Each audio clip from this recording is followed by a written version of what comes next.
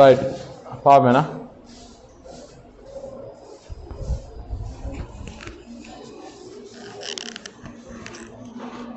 இப்போ 2015 ஒரு ஸ்பெஷலான பேப்பர் சரியா. ஏன்னா அந்த எனக்கு தெரிஞ்ச முன்னுக்குள்ள 10-15 வருஷத்துல வந்தா ஹார்டான பேப்பர் இதுதான். சரி ரைட். ஏன்னா 2 ஹவர்ஸ்ல செய்யலை, இந்த எல்லா கேள்வியிலும் 2 ஹவர்ஸ் உள்ள செய்யலை. நிறைய பேர் நாங்க மாதிரி தெரிஞ்சவங்க எடுத்தவங்க கூட ஒரு 40-42 MCQக்கு தான் பேத்திருந்தாங்க. அக்கால பார்த்திக்கமே இல்லை. சரி ஒரு 30-33 MCQ சரி வந்தவங்களுக்கும் ஏ வந்துருந்தது அந்த வருஷமா. 30-33-31 அது மாதிரி சரி எடுத்தவங்களும் ஏ எடுத்திருந்தாங்க. சரி பெரும்பாலும் எனக்கு ஏ வந்து ஒரு 65 மாதிரி கொடுத்திருப்பாங்களா, அந்த மாதிரி ரேஞ்சுக்கு ஏ கொடுத்திருப்பாங்க நினைக்கி. ரைட். அப்போ அப்படியே ரெண்டு அந்த எஃபெக்ட் இந்த 2 பேப்பர் இருக்கு. ஒன்று 15 மற்றது 19 அதே பிரச்சனை இந்த இதே மாதிரி தான் இருந்த. ஆனால் என்ன கருத்து 2லையும் இப்போ 15 வந்து உண்மையாக அந்த ஃபிசிக்ஸ் கான்செப்ட் கொஞ்சம் கூட போட்டிருக்கிறேன். அப்படி என்ன சொன்னால் பொதுவாக அந்த கடைசி 5 கேள்வி 6 கேள்வி கொஞ்சம் 4-5 கேள்வி கொஞ்சம் கஷ்டமாக போடுவாங்களே, அந்த மாதிரி நிறைய கேள்வி போட்டிருக்கல. அதான் டைம் எடுக்கல, பிள்ளைல டைம் செய்யலாது. அதான் பிரச்சனை இந்த இதில் 2லையும் டைமிங் தான் ப்ராப்ளமா. 15 பேப்பர் 19 பேப்பர் 2லையும் டைமிங் தான் ப்ராப்ளம். டைம் போதாது தான் இஷ்யூ. டைம் இருந்தால் செய்யலாம். இதில் கொஞ்சம் ஹார்டான கேள்வி ஃபிசிக்ஸ் கான்செப்டில் ஹார்டான கேள்வி கூட போட்டி. இந்த 19ல் எனக்கு ஞாபகம் மிக்க மாதிரி கொஞ்சம் சுருக்கல் சைடில் கூட டைம் போகிற மாதிரி கேள்வி போட்டிங்க. சரியா பார்ப்பேண்ணா. 2015 MCQ. முதலாவது கேள்வி எலக்ட்ரான் வோல்ட் என்பது நேரடியானது என்ன? எலக்ட்ரான் வோல்ட் சக்தியின் அலகு. எலக்ட்ரான் வோல்ட் பெருமானமே எவ்வளோ? 1.6 ஜூல். எலக்ட்ரான் வோல்ட் என்பது என்ன? ஒரு எலக்ட்ரான் 1 வோல்ட் அழுத்தத்துக்கு குறுக்கே நகர்த்தும் போது செய்யப்படும் வேலை. ஆகவே W VQ எடுக்கலாம். ரைட். 1 வோல்ட் குறுக்கே 1 வோல்ட் அழுத்த வேறுபாட்டு குறுக்கே 1 வோல்ட் அழுத்த வேறுபாட்டு குறுக்கே ஒரு இலத்திரன் நகரும் போது செய்யப்படும் வேலை அல்லது நகர்த்த தேவையான சக்தி தான் ஒரு எலக்ட்ரான் வோல்ட்னு சொல்றேன்.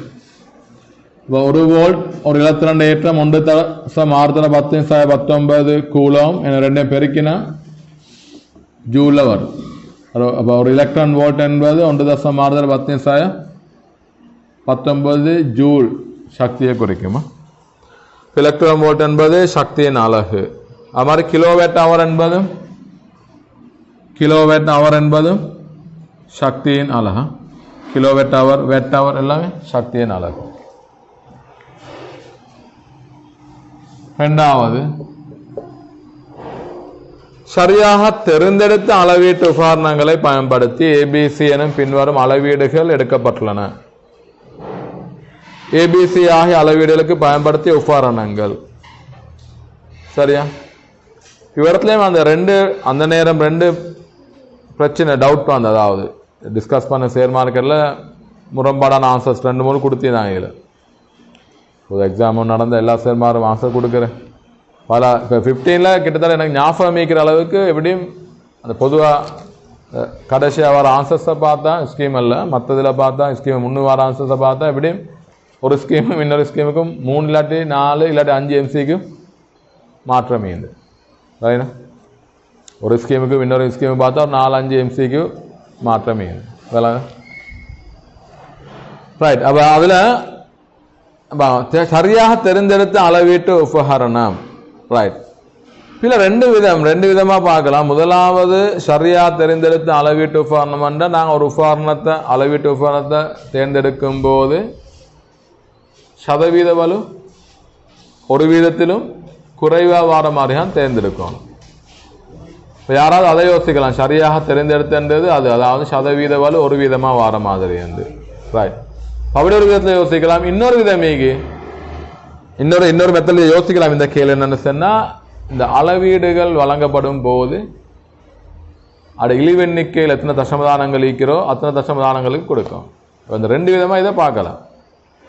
ரைட். அப்போ முதலாவது பாருங்க, ஏ வந்து 3.1 சென்டிமீட்டர் 3.1 சென்டிமீட்டர் அல்லது ஒரு தசமதானத்தை முன்னு கொண்டு வந்தால் 31 மில்லிமீட்டர். Right, 31 millimetre. அப்போ இழிவெண்ணிக்கை என்னவா இந்திக்கணும்? இதில் இழிவெண்ணிக்கை தசம் ஒரு 0.1 சென்டிமீட்டர் 0.1 சென்டிமீட்டர் அல்லது 1 மில்லிமீட்டராக இந்திக்கும். அந்த அடிப்படையில் யோசிச்சா, அந்த நியமம் பயன்படுத்தப்பட்டிருந்தா பி என்ன சொல்லலாம்? எங்களுக்கு 4.23 சென்டிமீட்டர் அப்பாட சொல்லலாம் 42.3 மில்லிமீட்டர். எனவே இது இழிவெண்ணிக்கை என்னவா இந்திக்கணும்? 0.1 மில்லிமீட்டர் தான் முதலாம் தசமதானத்துக்கு இந்திக்கணும். அடுத்த 0.354 சி 0.354 சென்டிமீட்டர் அப்போ 3.54 மில்லிமீட்டர். இழிவெண்ணிக்கையில் 0.01 மில்லிமீட்டர் ஆகிக்கணும். அந்த அடிப்படையில் பார்த்தா முதலாவது வாசிப்பு இழிவெண்ணிக்கை மில்லிமீட்டர். எனவே முதலாவது வாசிப்பு இழிவெண்ணிக்கை மில்லிமீட்டர் இருக்கிற. எனவே மீட்டர் கோல் ஆகிக்கணுமே. இது மீட்டர் கோல். இரண்டாவது வாசிப்பு தசம் 1 மில்லிமீட்டர் வேனெடுக்குமானி. மூன்றாவது 0.01 சி குளத்தை பாருங்கள் உள்ளது. எது நுண்மானித்திரு கணிச்சி மீக்கிற நகர் நுண்ணு காட்டி மீக்கிற. ரைட். அப்போ ரெண்டும் 0.01 தான் எடுக்கலாம். அப்போ நம்ம ஏபிஏ வச்சா தீர்மானிக்கலாம். ஏபிஏ ஸ்டார்ட் பார்ப்போமே. இது மீட்டர் கோல். பி வேனெடுக்கி உள்ள இது மீட்டர் கோல் வேனெடுக்கி உள்ளது. நான்காவது ஆன்சர். இப்போ சி சரி வருது நுண்மானித்திரு கணிச்சி. ரைட். சொல்லுங்க. மீட்டர் வரைகோல் வேனெடுக்கி 4 நுண்மானித்திரு கணிச்சி. சரியா? பந்தடிப்படையில் பார்த்தா நான்காவது ஆன்சர் இழிவெண்ணிக்கை அடிப்படையில் பார்த்தா. அப்போ தான் உண்மையாக ஸ்கீமில் கொடுக்கப்பட்ட ஆன்சர். ரைட். பேப்பர் செட் பண்ணவங்களும் அந்த எல்லாம் எதிர்பார்த்திருந்தாங்க. இப்படி ஒரு தர்க்கமும் அவரத்தில் வந்து ஆரம்பத்தில் என்னன்னு சொன்னா, சரியா தெரிஞ்சிருக்கப்பட்ட சதவீதம் 1% என்று மாறன்னு சொன்ன. அப்படி யாரா யோசிச்சா சதவீதம் 1% விட குறைவா வரணும்னா இந்த 3 சென்டிமீட்டர் என்பது மீட்டர் கோலை பயன்படுத்தி பெறையலாதுன்னா. ஏன் மீட்டர் கோல் பயன்படுத்தினா 10 சென்டிமீட்டர் அதிகமான வாசிப்புகள் தான் மீட்டர் கோலை தேர்ந்தெடுக்கு. ரைட். அந்த அடிப்படையில் யோசிச்சா முதலாவதும் வந்திக்கணும். எது வேனியர் இடுக்கி. ரைட். ஆனால் இவங்க அந்த சரியாக தெரிந்தெடுக்கப்பட்ட அளவீட்டு உபகரணங்கள் என்று சொல்லி அந்த டேர்முக்கல்ல எதிர்பார்த்திருந்தது இந்த தசமதானங்கள் சரியாக கொடுக்கப்பட்டிருக்கிறான்னு சொல்லு. சரியா? தசமதானங்கள் சரியாக கொடுக்கப்பட்டிருக்கிறான் தான் எதிர்பார்த்திருந்தேன். எனக்கு ஆன்சர் இது ஃபோர்த் ஆன்சர். சரியா? அப்போ மூன்றாவது கேள்வி.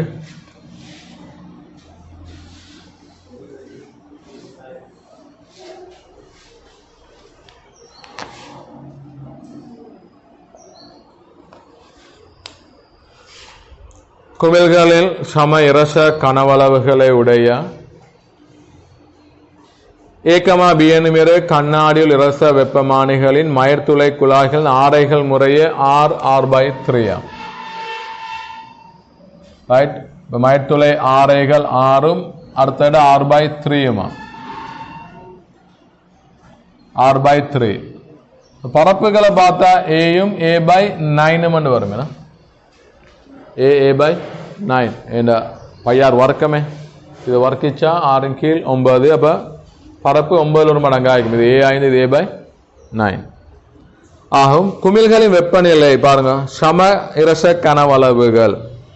குமிழ்களின் வெப்பநிலை ஒரு பாயத்தினால் அதிகரிக்கப்படும் போது ஏயில் இருக்கும் இரச நிலை நீளத்தில் உள்ள மாற்றம். சரியா? ஒரு பாயசி அதிகரிப்புக்கு. ரைட். இது இப்போ நான் டெல்டா H என்று சொல்லு.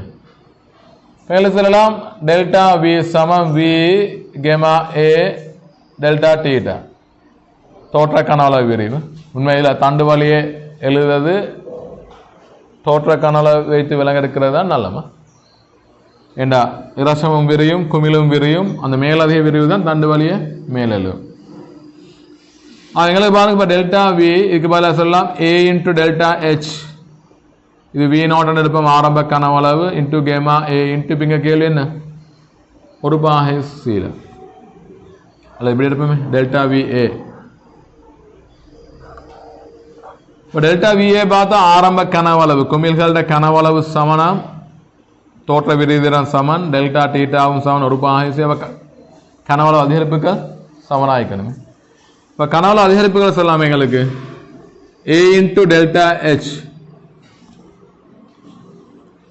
சானே சமனாயிக்கும் இங்க A/9 இன்டூ சொல்லுவாங்க தானே. இப்போ டெல்டா விக்கு பதில் என்ன சொல்லலாம் இந்த கனவளவு அதிகரிப்பு தண்டு வழியே மேலெழு இந்த கனவில் ஏற்பட்ட அதிகரிப்பு தண்டு வழியே மேலெழு. அப்போ டெல்டா விக்கு பதிலாக A இன்டூ டெல்டா Hன்னு சொல்லலாம். ரெண்டுல கனவளவு அதிகரிப்புகள் சமன முடிவுக்கு போயிட்டு V0 கேமா A டெல்டா டீட்டா ரெண்டுக்கும் பொதுவானே ரெண்டு வெப்பமானிகளுக்கும் ஆரம்ப கனவளவு சமன் தோற்ற விரிதிறன் சமன் வெப்பநிலை வித்தியாசம் ஒரு பாகை C. ரெண்டு time A into delta H வரைக்கும் சமப்படுத்தினாலும் சரி. இப்போ A into delta H A இங்கே நான் பார்த்தோம் A/9 into delta H B இதுதான் கேள்வி.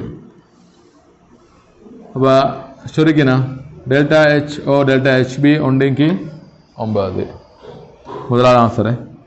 டெல்டா H A இன் கீழ் டெல்டா HB சமன் ஒன்றின் கீழ் 9 சரி.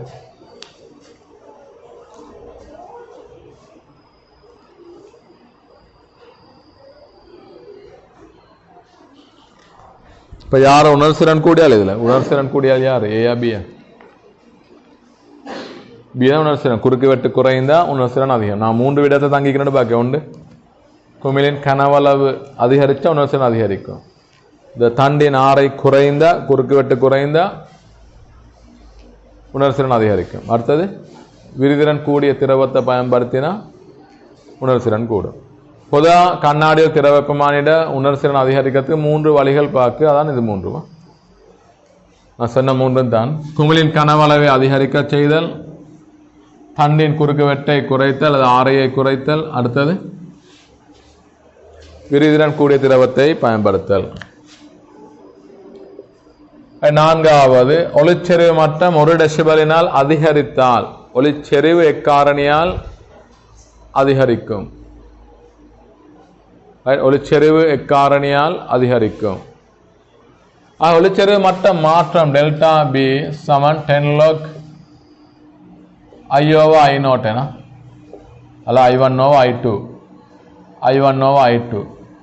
இந்த காரணி என்ன இந்த மடங்கு தான் கேள்வி. 1 டெசிபலால் அதிகரிக்குதாம் 1 சமம் 10 log I1/I2 இது பிரிச்சா தசம் 1 சமன் log I1/I2 இது 10 அடியாக கொண்டது. எனவே 10 தசம் 1 சமன் I1 இன் கீழ் I2 10 தசம் 1 சமன் I1 இன் கீழ் I2.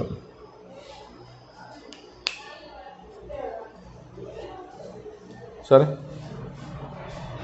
ஆன்சர் 2ஆவதா ஆன்சர் 2ஆவது இதில் ஆன்சர் முதலாவது இதில்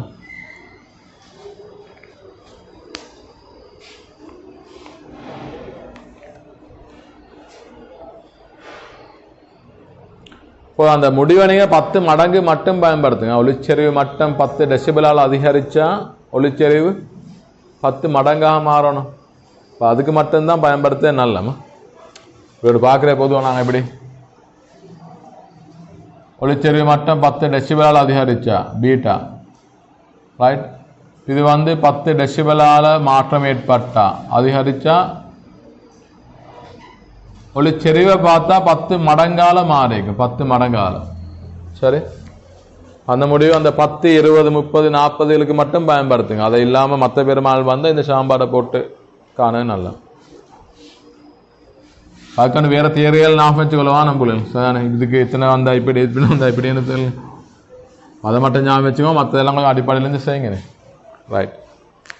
ஐந்தாவது கேள்வி 3 ஒளியியல் உபகரணங்கள் பற்றி செய்யப்பட்ட பின்வரும் கூற்றுக்களை கருதுக. எளிய நுணுக்குக்காட்டி ஒரு தனி குவிவில்லையை கொண்டிருக்கும் அதே வேளை நுணுக்குக்காட்டி இயல்பான செப்ப செய்கையில் தெளிவரை பார்வை இழிவு தூரத்தில் ஒரு மாய பிம்பத்தை உண்டாக்குகிறது. எல்லாமே சரியா ஒரு தனி வில்லையா ரைட் ஒரு தனி குவிவில்லையா இயல்பான செப்பம் செய்கையில் தெளிவு பார்வையில் உருவாகுதாம் இழிவு தூரத்தில். அடுத்து மாய பிம்பமா, எல்லாம் சரியானா? எல்லாம் சரியாகல. அப்போ ஏ கூற்று எல்லாம் சரி, நான் வளமையாக பார்க்கறது தான். ரைட், இதற்குரிய கதிர் வரைபடம், கதிர் வரைபடம். ரைட், இது டியில் உருவாகணும். டியில் ரைட், எஃபிட்குள் பொருள் வைக்கப்பட்டிருக்கணும். எஃபிட்குள் இதான் பொருள், இதான் பிம்பம். பி, கூட்டு நுணுக்கு காட்டி இரு குவிலைகளை கொண்டிருக்கும் அதே வேளை நுணுக்கு காட்டி இயல்பான செப்பம் செய்கை முடிவிலியில் என்பது பிழைனா? நுணுக்கு காட்டிகள் இயல்பான செப்பம் செய்கை என்பது இறுதி பிம்பம் அண்மை புள்ளியில் உருவாகும். சார், அண்மை புள்ளியில், அதாவது தெளிவு பார்வையின் இழிவு தூரத்தில் உருவாகும். நம்ம பி கூற்று பிழை. முடிவில் ஒரு பெரிதாக்கிய மாய பிம்பத்தை உண்டாக்குகின்றது என்பது பிழை. வானியல் தொலைக்காட்டி ஒரு இரு குவிலைகளை கொண்டிருக்கும் அதே வேளை, அது சரி. நுணுக்காட்டி இயல்பான செப்பம் செய்கையில முடிவிலில் ஒரு பெரிதாக்கிய மெய்பிம்பம் என்பது பிழை. இந்த ஒளியற் கருவிகள் எல்லாமே நாங்கள் அவதானிக்கிறது, நான் பயன்படுத்தும் போது அவதானிக்கிறது மாய பிம்பம். ஏன்னா பிம்பம் உருவாகுது பாருங்க, பொருள் இருக்கிற படுகதிர் இருக்கிற அதே பக்கத்தில் முறிகதிர் இருக்கிற இதான் தொலைவலிக்கு போல் அவதானிக்கிறவங்களே, அந்த பக்கம் தான் பிம்பத்தை நாங்கள் அவதானிக்கும். பிம்பத்தை இந்த பக்கம் அவதானிக்கிறல்ல. பிம்பம் ஈக்கிற பக்கம், பொருள் ஈக்கிற பக்கமே, அதாவது படுகதிர்கள் ஈக்கிற பக்கமே பிம்பம் உருவானா மாய பிம்பம். முறிந்து வார கதிர்கள், முறிகதிர்கள் உள்ள பக்கம் உருவானா மெய்பிம்பம் ஆயிக்கும். ஆகவே மூன்று கருவிகளையும் நாங்கள் பொதுவாக பயன்படுத்தும் போது அவதானிக்க மாய பிம்பம் தான். சரியா? அது 2022 லைட் எஸ்ஏல் அது ஒளிப்படத்தை பிரித்து ஃபோட்டோ எடுத்து ஸ்க்ரீனில் அதில் மெய்பிம்பம் வர, அது வேற. இது வளமையாக நாங்கள் கண்ணில் அவதானிக்கன்னு சொன்னால் கண்ணால் அவதானிக்கின்ற ஃபோட்டோ பிரிண்ட் பண்ணி வைக்காமல் கண்ணால் அவதானிக்கன்னு சொன்னால் நாங்கள் அவதானிக்கிறது மாயபிம்பம். மாயபிம்பம். எனவே சி கூற்றுல மெய் என்பது பிழை. ஆன்சர் ஏ மட்டும் முதலாவது, 5க்கு முதலாவது.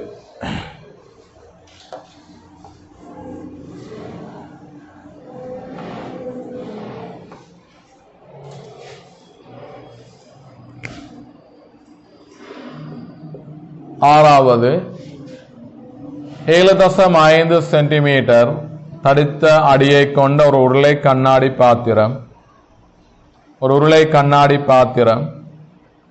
உருவில் காணப்படுகின்றவாறு 13.3 சென்டிமீட்டர் 13.3 சென்டிமீட்டர் இது 7.5 சென்டிமீட்டர் 7.5 சென்டிமீட்டர்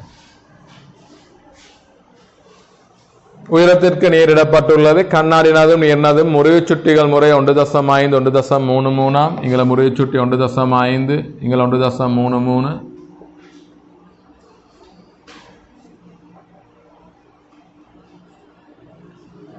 நீர் மேற்பரப்புக்கு மேலே அவதானிக்கும் போது மேலிருந்து அவதானிக்கும் போது பார்த்து அடியில் உள்ள புள்ளி பியின் ஒரு குறியின் தோற்ற ஆழம் யாது, இந்த மேற்பரப்பின் தான் தூரம் யாது. என்ன செய்யலாம்? மேலே தோற்ற ஆழம் தனித்தனி தோற்ற ஆழங்கள்ல கூட்டுத்தொகை, அதாவது இந்த நீர் மாத்திரம் இருந்த வார தோற்ற ஆழம் பிளஸ் கண்ணாடி மாத்திரம் இருந்த வார தோற்ற ஆழத்துல கூட்டுத்தொகை. முருகச்சுட்டி உண்மை ஆழத்தின் தோற்ற ஆழம். அப்ப தோற்ற ஆழம் சொல்லலாம் எப்படி? U/N. மொத்த தோற்ற ஆழம் V எடுத்து அது வரும் U1 ஓவர் அல்ல UW over NW plus UG over VG VGல NG. நீர் மாத்திரம் இருந்தா இதுல ஏற்பட தோற்ற ஆழம் 13.3 பிரிக்கணும் 1.33 12 வரும். பிளஸ் கண்ணாடி மாத்திரம் இருந்தா 7.5 முறிவு சுட்டி பிரிக்கணும் 1.5 அப்ப 5 வரும். எனவே 15 சென்டிமீட்டர் தோற்ற ஆழம். சரியா? 15 சென்டிமீட்டர். 5வது ஆன்சர். 5வது ஆன்சர்.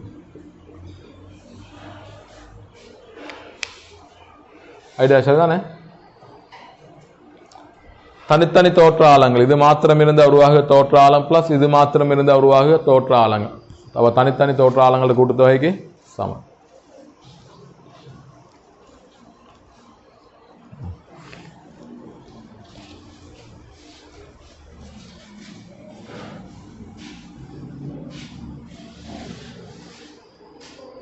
அல்லது அந்த இடப்பெயர்ச்சியும் தனித்தனி இடப்பெயர்ச்சியில் கூட்டுத்தொகை என்று போட்டு கூட்டி மற்றதை கழிச்சு அப்படியும் எடுக்கலாம்.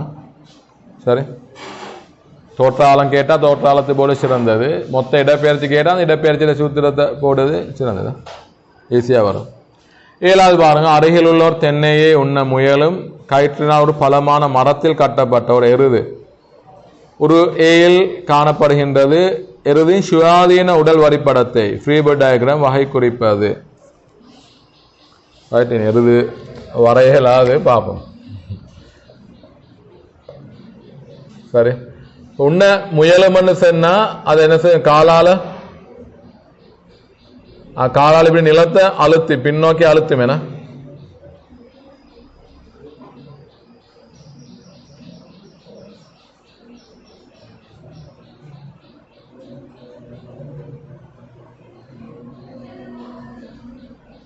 ரைட், இதுக்கு எங்களை போதுமே வரைஞ்சது, அதுக்கான வரையதான் பிரச்சனையாகும். அது பாருங்க, டோட்டல் லைன்ல எடுங்களா அப்படி.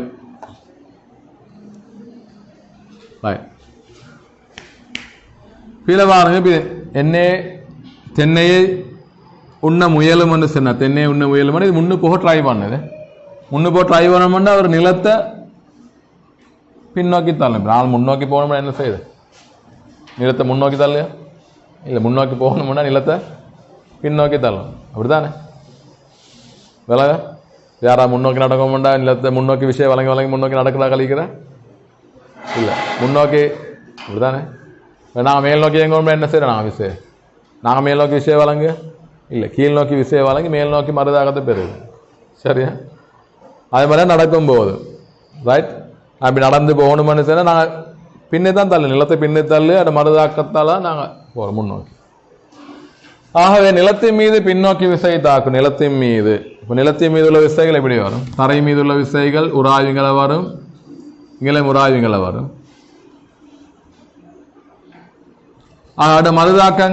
மருதாக்கங்கள் எருது மீது முன்னோக்கி தாக்கும், இங்கே எருது மீது முன்னோக்கி தாக்கும். அவரோட நிறைய சாமர்த்திய செவ்வான் விசைகள் காணப்படும், செவ்வான் விசைகள் காணப்படும். அவரோட நிறை காணப்படும் எம்ஜி. இந்த R1 R2 கூட்டுத்தொகை எம்ஜிக்கு சமனாயிக்கணும். அது மாதிரி இந்த F1 F2 உராய்வுகள், ரைட், இது R2 இது R1 R2 MG சமனாயிக்கணும். F1 F2 இன்னும் சமநிலையில் உன்ன முயலுது சமநிலையில் இருக்குது, அங்கே களத்தில் இழுவை இதாக்கும் டி. சரியா?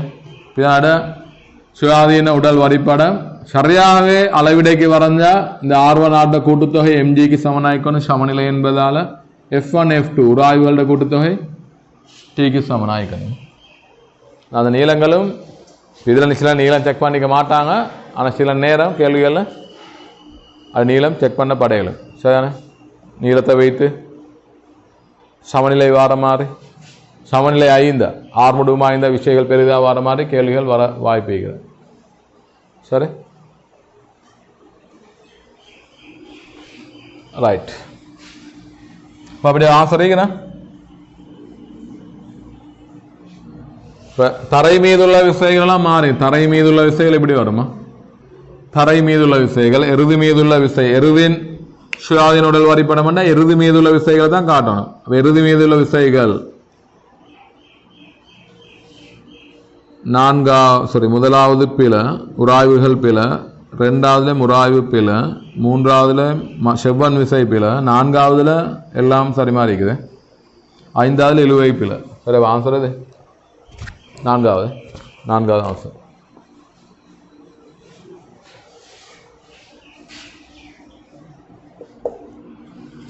எட்டாவது கேள்வி.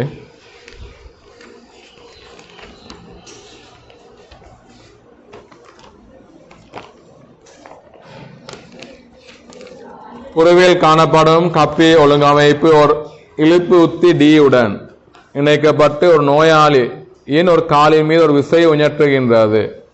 இப்போ ஆக்சிடென்ட்களாகி கால்கள் ஏதாவது உடைந்திருந்தால் சில நேரம் கால் தான்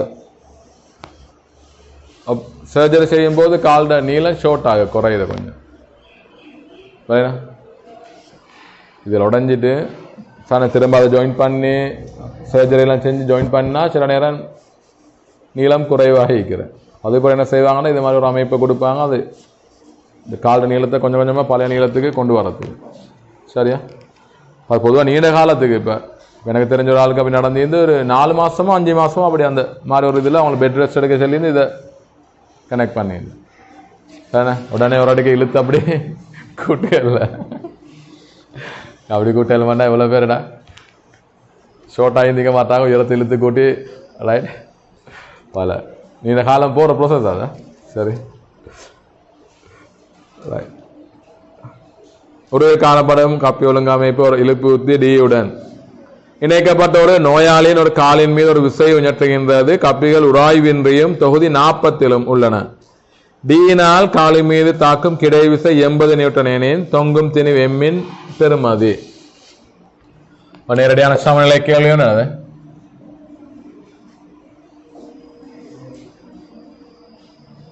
இவரத்தொரு கப்பி இவரத்துள்ள விசை 80 நியூட்டனா, டியில் உள்ள விசை 80 நியூட்டனா. ரைட். இங்க பாருங்க, இங்கு உள்ளது இழுவை டி, ஒரே இலை உராய்வற்றது, எனவே ஒரே இழுவையாய்க்கும். ரைட், ஒரே இழுவையாய்க்கும். இந்த இழுவை பாருங்க பொருள் நிறை எம்ஜிக்கு சமனாய்க்கும். பொருள் நிறை எம்ஜிக்கு சமனாய்க்கும். சமநிலைக்கு அப்ப T7 mg. இங்குள்ள விசை 80 நியூட்டனா, 80 நியூட்டன். எனவே எங்களுக்கு சமநிலைக்கு இந்த கப்பையும் சமநிலைக்கு இது 30 பாகை, இது 30 பாகை. என்ன சொல்லலாம்? T cos 30 T cos 30 80 சமனாய்க்கணும். 80 சமன் T cos 30 T cos 30 அப்ப 2T cos 30. 80 சமன் 2 T பெருமானம் mg cos 30 எவ்வளோ? √3/2. இப்போ 2 கேன்சல், G 10 கேன்சல், அவ m எவ்வளோ? 8 கீழ் √3 கிலோகிராம். ஆன்சர் அடிக்கிற அப்படி மூன்றாவது ஆன்சர்.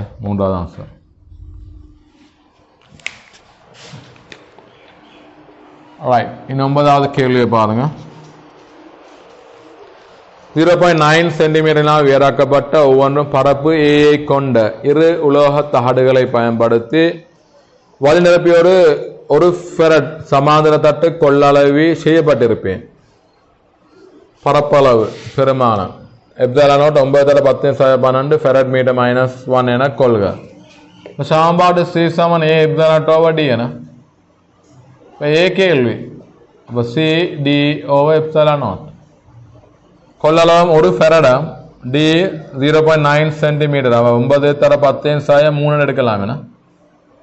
9 centimetre, 0.9 centimetre. சென்டிமீட்டர் மாற்ற 10^2, 0.9 மாற்ற 10^1, 10^3 மில்லிமீட்டர். Epsilon 9 into 10⁻12. இது மேலே போனால் 10^12, 10 கழிச்சா 10⁻9 வருமே. மீட்டர் வர்க்கம். அப்படி ஆன்சர் இல்லை, ஆனால் கிலோமீட்டர் வர்க்கத்தில் இருக்கு. அப்போ கிலோமீட்டர் வர்க்கத்தை மாற்றுவோம். ஒரு கிலோமீட்டர் என்பது 10⁻3 மீட்டர். ஒரு கிலோமீட்டர் வர்க்கம் என்பது 10⁻6 மீட்டர் வர்க்கம். ஒரு கிலோமீட்டர் என்பது 10⁻3 மீட்டர். அப்போ வர்க்கிச்சா 10⁻6 வரும்.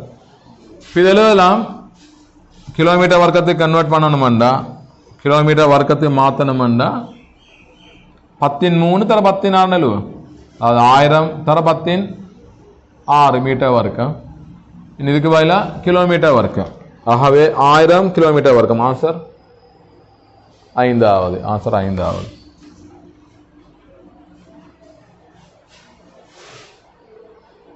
சரி, இப்படி ஒரு கொள்ளளவு உருவாக்க எப்படி 1000 கிலோமீட்டர் வர்க்கம் வந்த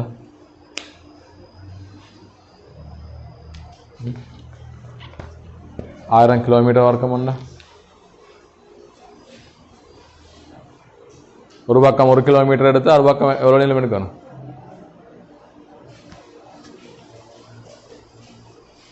அகலம் 1 கிலோமீட்டர் எடுத்தா நீளம் 1000 கிலோமீட்டர் எடுக்கணும். சரி, மிகப்பெரிய நீளம் வேணுனா பொதுவாக இந்த சில நேரம் இந்த ப்ராக்டிக்கலாக எந்த அப்ளிகேஷனில் வாரது அப்போ ஏதாவது ஒரு அப்ளிகேஷன் லீக் விளையாடி சும்மா போட மாட்டாங்க. இது 0.9 சென்டிமீட்டர் வார அளவு சிறியது, மிக அண்மையில் வரணும். பொதுவாக இந்த புவிக்கும் மேகத்துக்கும் இடையில அந்த இடிமுழக்கம் இடிமின்னல் ஏற்பட நேரம் அப்படி வரலாம். ஆனாலும் அதுவும் இவ்வளோ பெரிய பரப்பளவு வரல. புவி மேற்பரப்பும் இன்னொரு மேகத்தில் தானே இந்த இடிமேகங்கள் அதுவும் சேர்ந்து ஒரு கொள்ளளவு மாதிரி தொழிற்பாடைகள் பல பெரிய பெருமானங்கள் வருமானம், அதுவும் இந்த அளவு பெரிய பெருமானம் வரல. சரியா? அடுத்து மிக அண்மையில் வரமோ நம்ம டீட பெருமானம் என்ன 0.9 சென்டி 9 மில்லிமீட்டர் மிக அண்மையில் உள்ளது இல்லை. ஓ ரைட். நான் சில நேரம் இந்த மாதிரி கேள்வி செஞ்சால் டவுட் வரும், இவ்வளோ பெருசு வருமானு சரி. அதனால நான் பற்றி சொல்கிறேன். இல்லை நீங்கள் எக்ஸாம்பிள் செஞ்சு போகும்போது சில நேரம் உங்களுக்கு டவுட் வரும், இவ்வளோ 1000 கிலோமீட்டர் மாதிரி பெரிய பெருமாள் வருமா அப்படின்னு சொல்லியா. உலோக தகாடுகள் 2 பேரை சொல்கிறாங்களே, இருலோக தகாடுகளே. சரி, ஆனால் ஆன்சராக தான் 5வது தானே. ரைட். 10வது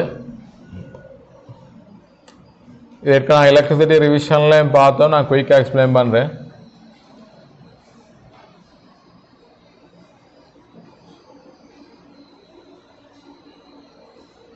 தேவையில்லாதான் நீங்கள் மற்ற ஏதாவது கேள்வி செய்யுங்க. ஆல்ரெடி எலக்ட்ரிசிட்டி ரிவிஷனில் செஞ்சதால் தேவையில்லை நினைக்கிறவங்க மற்ற ஏதாவது கேள்வி செய்யுங்க.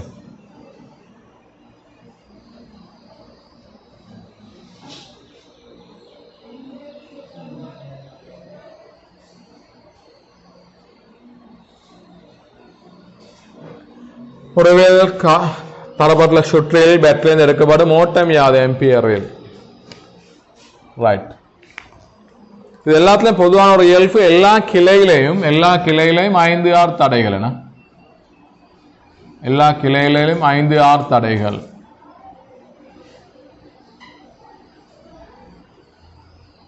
எல்லா கிளையிலையும் 5R தடைகள். எனவே மின்னோட்ட மோடினா எல்லாத்துலேயும் சம மின்னோட்ட மோடு.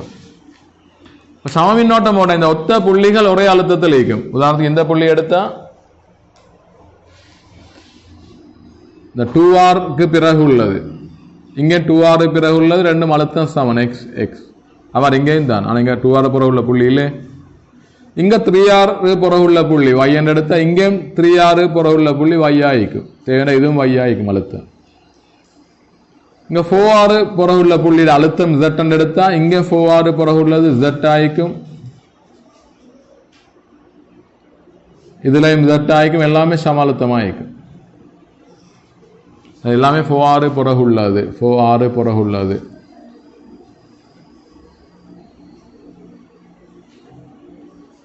சரியா? அதாவது எல்லாமே சம கிளைகள். அதாவது 5R தடையுள்ள கிளைகள். அப்போ எல்லாத்துலையும் ஒரே மின்னோட்ட மோடினா அப்போ இந்த ஒத்த புள்ளிகள் 2R பிறகு உள்ள புள்ளி 2R பிறகு உள்ள புள்ளி அழுத்தம் சமனாயிக்கும். 3R பிறகு உள்ளது, இங்கேயும் 3R பிறகு உள்ளது, 3R பிறகு உள்ளது சம அழுத்தத்தில் இருக்கும். இங்கேயும் 4R பிறகு 4R பிறகு உள்ள புள்ளி 4R பிறகு 4R பிறகு உள்ள புள்ளி சம அழுத்தத்தில் இருக்கும்.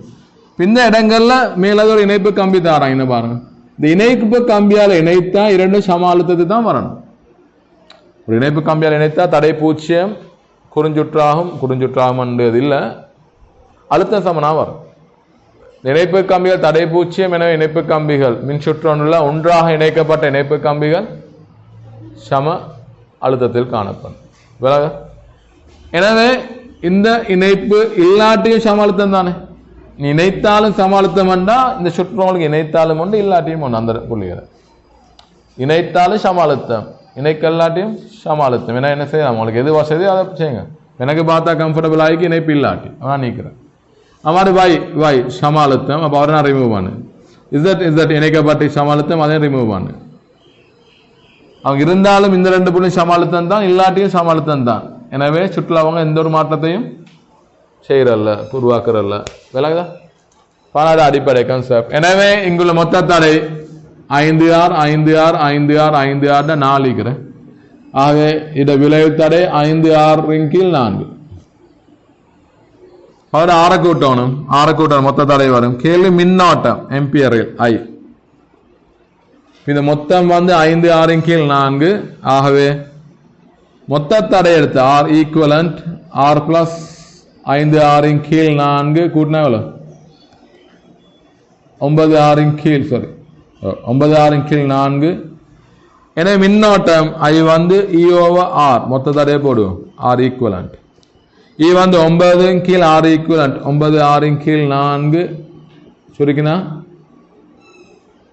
4 கீழ் 6 ஆன்சர் 4. சரி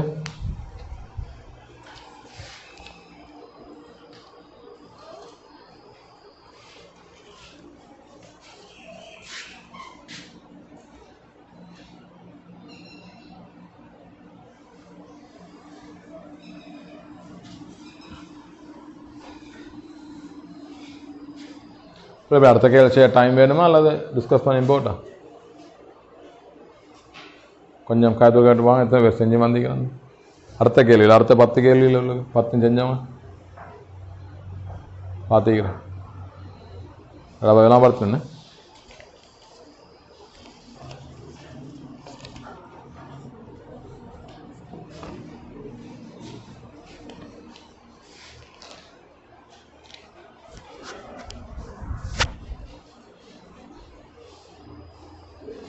சரி. 11வது கேள்வி பாருங்க. 11வது புள்ளியேற்றம் Q1 ஆனது ஒரு புள்ளி ஓவில் தாங்கப்பட்டுள்ளது. புள்ளியேற்றம் Q1 ஆனது ஒரு புள்ளி ஓவில் நிலைப்படுத்தப்பட்டிருக்குதாம். A, B ஆகிய புள்ளிகள் முறையே R1 R2 தூரத்தில் இருக்குதாம். R1 தூரத்தில் புள்ளி பியும் மாறியா இது R2 தூரமே. R1 தூரத்தில் புள்ளி ஏயும் R2 தூரத்தில் புள்ளி பியும் சரி என்ன தூரங்களில் உள்ளன. வேறொரு புள்ளியேற்றம் Q2வை உருவில் காட்டப்பட்டுள்ளவாறு ஏலிருந்து பிக்கு நீளம் எல்லையுடைய ஒரு சுருளிப்பாதை வழியை கொண்டு வரும்போது செய்யப்படும் வேலை.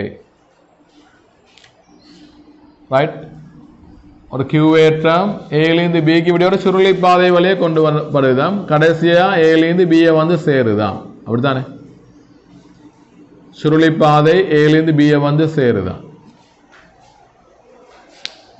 முதலாவது இந்த ஈர்ப்பு புலத்தில் மின் புலத்தில் செய்ய வேண்டிய வேலை பாதையில் தாங்கி இல்லை.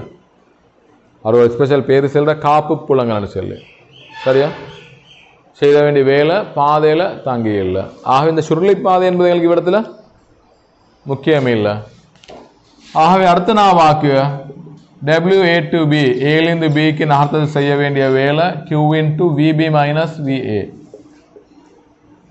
பியில் அழுத்தத்திலேருந்து ஏழு அழுத்தத்தை கழிக்கணும். அவங்க நகர்த்து ஏற்றம் Q2 ஏன்னா Qவா Q2 நகர்த்துற ஏற்றம் Q2 புலத்தை உருவாக்குற ஏற்றம் Q1. அப்ப VBல அவரால் உருவாக அழுத்தம் இவர் தான் புலத்தை உருவாக்குறார். Q1 உருவாக்குற புலத்துல Q2 நகருது. Q1 உருவாக்குற புலத்துல Q2 நகருது. ரைட்.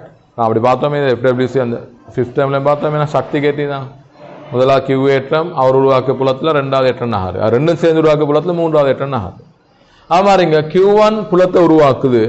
அந்த புலத்தில் Q2 ஏற்றம் நகருது எடுத்தா சார். அது பாருங்க அழுத்தம் பியில் உள்ள அழுத்தம் Q1 உருவாகும் அழுத்தம் 1 கீழ் 4πε Q1 கீழ் R2 மைனஸ் 1 கீழ் 4πε Q1 கீழ் ஏழுள்ள அழுத்தம் R1 இதான் ஆன்சர். பொதுவாக எல்லாத்தையும் எடுப்பேன். Q1 Q2 order கேள்விறேன். Q1 Q2 கீழ் 4πε0 பொது Q1 பொது எடுக்கலாம் 4πε0 பொது எடுக்கலாம். இது வரப்போது 1/R2 மைனஸ் 1/R1 இதான் செய்ய வேண்டிய வேலை. முதலாவது பாதையில் தாங்கி இல்லை. சுருளி பாதை என்பது முக்கியம் இல்லை. பாதை நீளமும் எங்களுக்கு அவசியம் இல்லை. சரியா அது செய்ய வேண்டிய வேலை ஆசிரியது முதலாவது சரி மாதிரி இருக்குது. Q1 Q2 4/5 தான் 1/R2 - 1/R1. சரியா? முதலாவது ஆன்சர். ஓ முதலாவது ஆன்சர் 11க்கு முதலாவது.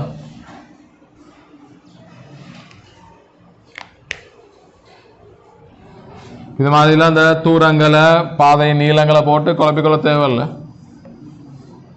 அப்படின்னு செய்யறேன்னு இந்த விடை எடுத்துட்டு பாதை நீளம் தந்தி சும்மா பெருக்கி விடுவோம் மனுஷன் எல்லாம் போட்டுவிடுவீங்க. விளங்குது? ரைட். 12வது பாவம் 12வது கேள்வி.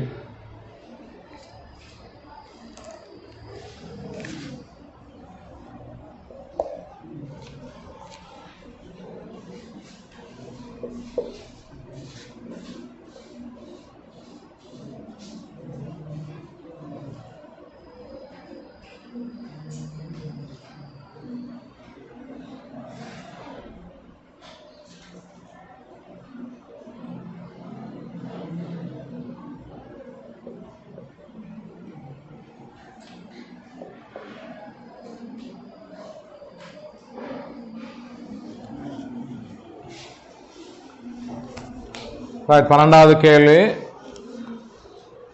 ஒரு எளிய இயக்கத்தை ஆற்றும் ஒரு துணிக்கை ஒரு ஆவர்த்தன காலம் Tயில் நேரம் Tயுடன் இடப்பெயர்ச்சி Xன் மாறல் ஒரு Aயில் காணப்படுகின்றது. அக்காலத்தில் நேரம் Tயுடன் துணிக்கையின் இயக்கப்பாடு சக்தி Kயின் மாறலை மிகச்சிறந்த விதத்தில் வகை குறிப்பது. சரியா? ரைட். பாருங்க, இந்த இடத்துல சமநிலை தானம் இடப்பெயர்ச்சி பூச்சியம் சமநிலை தானம் வேகம் அல்ல கதி உயர்வாய்க்கும். என்ன கதி உயர்வாய்ந்த இயக்க சக்தி உயர்வாக இருக்கும். T/4 பார்த்தா T/4 பார்த்தா அதாவது வீச்சத்தில் இருக்கிறாரு. வீச்சத்தில் கதி பூச்சியம், எனவே இயக்க சக்தி பூச்சியம். T/2 சமநிலை தானம், எனவே திரும்ப கதி உயர்வாக இருக்கும். வீச்சத்தில் இருக்கிறாரு 3T/4 அப்ப கதி பூச்சியம் இயக்க சக்தி பூச்சியம். திரும்ப Tல சமநிலைத்தானம் இடப்பெயர்ச்சி பூச்சியம் என்பதால சமநிலைத்தானம், எனவே சமநிலைத்தான கதி உயர்வு இயக்க சக்தி உயர்வு. இது வரணும் பாருங்க. ஒரு முழு அலைவின் போது இது இந்த மாதிரி மாற்றம் வரணும். இது இவ்வளவு இதை போதுங்க. முதலாவது இந்த மாற்றம் சைன் வலை அல்ல, சைன் வர்க்கம் வலைன்னு மாறுது. சைன் வலை வடிவம் அல்ல, சைன் வர்க்கம் வலை அல்லது கொஸ் வர்க்கம் வலை. வளைவு சைனோ கொஸ்டோ வளைவு அல்ல, வர்க்கத்தில் வளைவா. சரியா? சரி, எனக்கு சைன் அப்படி மேலே தூக்கின மாதிரி இல்லை, இது சைன் வடிவம் அல்ல இது. சரி, ரைட். பாசுறது அப்போ முதலாவது சரி மாறிக்குது. முதலாவதா? முதலாவது ஸ்டார்ட் பண்ணணும் உயர்வுல. அப்போ எங்களுக்கு உள்ளது முதலாவது ஐந்தாவது வராது பாசுறது முதலாவது.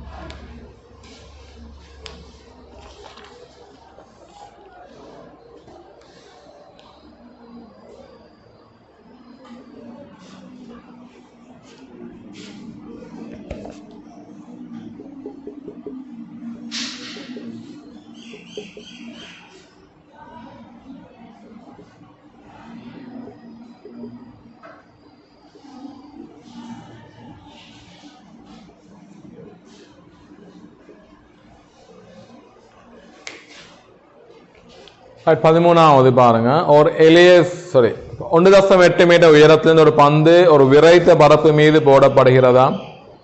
பந்திற்கும் பரப்பிற்கும் இடையே உள்ள மோதுகை பூர்ண மீள்தன்மையாக உள்ளது. பூர்ண மீள்தன்மை என்பது இயக்க சக்தியில் இழப்பில்லாத மோதுகை. மோதுக கதியோட பின்னதைக்கும். பந்து பரப்பு மீது தொடர்ந்து பின்னதைக்கின்றது எனின் பந்தின் இயக்கம். பாருங்க, கேள்வியில விடைகளை சும்மா பார்த்துக்கோங்க. ஆவர்த்தனம்னு சொல்லு, ஆவர்த்தன காலங்கள் தரேன். எல்லா ஆன்சர்ல மிகி தானே சொல்லும் பாப்பா. எவ்வளோ நேரம் வரும் இது? இப்போ மீண்டும் நடைபெறுமே. ஒரு குறித்த நேரம் ஆயிடையில மீண்டும் நடைபெறுமா இந்த அந்த இயக்கத்தை பேர் சொல்றேன்.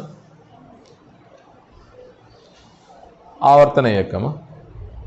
ஒரு குறித்த நேர ஆயுளில் மீண்டும் மீண்டும் நடைபெறுமாய்ந்த ஆவர்த்தன இயக்கம். ஒரு குறித்த புள்ளி பற்றி மீண்டும் மீண்டும் நடைபெறுமாய்ந்த அலைவு இயக்கம்னு சொல்லுவேன். ஆவர்த்தன இயக்கத்தில் ஒரு பகுதி தான் அலைவு இயக்கம். அதுலேயும் அலைவு இயக்கத்தில் 2 நிபந்தனை வாக்கு ஸ்பெஷல் நிபந்தனை 2 இருந்தால் எலியஸ் இயக்கமாக மாறும். சரி, எலியஸ் இயக்கமாக மாறும். அதாவது சமலைத்தானத்தை நோக்கி எப்போ ஆர்முடுகள் ஈக்கணும், சமலைத்தானது இடப்பெயர்ச்சிக்கு ஆர்முடுகள் நேர்வித சமனாக இருந்தால் தான் எலியஸ் இயக்கம். இதெல்லாம் ரைட். எலியஸ் இயக்கம் ஒரு ஆவர்த்தன இயக்கம் அல்லது அலைவு இயக்கம் எலியஸ் இயக்கமாக மாறணும்ன்ற ஒரு அலைவு இயக்கம்னு சின்ன சிறந்ததா. ஒரு அலைவு இயக்கம் எலியஸ் இயக்கமாக மாறணும்னா 2 நிபந்தனைகளை தீர்த்து செய்யணும். ஒன்று, ஆர்முடில் எப்போ சமநிலைத்தானத்தை நோக்கி இருக்கணும். 2வது, சமநிலைத்தானத்தின் இடப்பெயர்ச்சிக்கு நேர்வித சமனாயிக்கணும். 2ஐயும் திருப்தி செய்த ஒரு சமன்பாடான இது. இதுக்கு ஏ நேர்வித சமன் எக்ஸ் என்று சும்மே வரும். ஆர்முடுகளானது சமநிலைத்தானத்தின் இடப்பெயர்ச்சி நேர்வித சமன். இந்த மைனஸ் வந்து திசையை குறிக்கும். உண்மை இந்த மைனஸ் நீங்கள் மெனலைஸ் பண்ணி பார்த்தா விளங்கும் உங்களுக்கு தானே. எப்போவுமே ஆர்முடுகள திசை சமநிலைத்தானத்தை நோக்கி இருக்கும். இப்போ இந்த கேள்வி வரும். இந்த கேள்வி ஏதோ ஒரு அலைவு காலம் ஆவர்த்தன காலம் கேட்குறாங்க. இது ஆவர்த்தன காலம் என்ன வரும்? இது இப்போ மீண்டும் மீண்டும் நடைபெறுதுன்னு என்ன? மோதி திரும்ப இங்கே வருது, மோதி அங்கே வருது, மோதி மேலே வருது. இதை ஒரு முழு ஆவர்த்தனம் ஒன்று பார்க்கறது என்ன, ஒரு முழு அலைவு ஒன்று பார்க்கணும்னா நீங்கள் இங்கே ஸ்டார்ட் பண்ணி திரும்ப அதை எடுத்து வரணும். என்ன இது? அரை அலைவு. இங்கே வந்து மோதி இங்கே போகுது முழு அலைவு, இங்கே வந்து மோதி இங்கே போகுது முழு அலைவு, இங்கே வந்து மோதி இங்கே போகுது முழு அலைவு. சரி, பின்ன செல்லும் பாமாப்பா இந்த நேரத்தை காணுங்களே எவ்வளோ வருது அலைவு. அதாவது அரை அலைவுக்கான நேரம் இது மீண்டும் மீண்டும் நடைபெறுது. அப்போ இதோட அலைவு இயக்கமாக கருதலாம். சரியா? அல்லது ஆவர்த்தன இயக்கமாக கருதலாம். சொல்லும் பாவீங்களா? கீழே எஸ்டாம யூடி பிளஸ் ஹாஃப் ஏ டி வர்க்கத்தை போட்டா எஸ் வந்து 1.8, ஹாஃப் ஏ வந்து 5 டி வர்க்கம். இது 3 சாரி 10. சரிங்களா? 3.6 10ஆல் பிரிச்சா 0.36 டி வர்க்கம் 0.36. அப்போ டி எவ்வளோ? 0.6 செகண்ட். இப்போ இங்கே இங்கே வர 0.6 இங்கே போகிறதுக்கு 0.6. அப்போ அலைவு காலமே எவ்வளோ? 1.2 செகண்ட். இந்த இயக்கம் 1.2 செகண்டுகளுக்கு மீண்டும் மீண்டும் நடைபெறும். இப்போ முதலாவது ஆவர்த்தனம் 1.2 செகண்டுடைய எலியஸ் இயக்கம் ஆகும். எலியஸ் இயக்கத்தில் நிபந்தனை இங்கே திருப்தி ஆகுதா இல்லையா? மீண்டும் மீண்டும் நடைபெற இயக்கம் எல்லாமே எலியஸ் இயக்கம் இல்லையா? எலியஸ் இயக்கம் திருப்தி ஆகணும், இந்த நிபந்தனையை திருப்தி செய்யணும். உண்மை விட ஆர்முடுகள் என்ன செய்யுது? இடப்பெயர்ச்சியுடன் மாறுதா இல்லையா? ஆர்முடுகள் இடப்பெயர்ச்சியுடன் மாறுதா இல்லையா? மாறுதல் ஜி தொடர்ச்சியா ஜி ஆர்முடுகள்.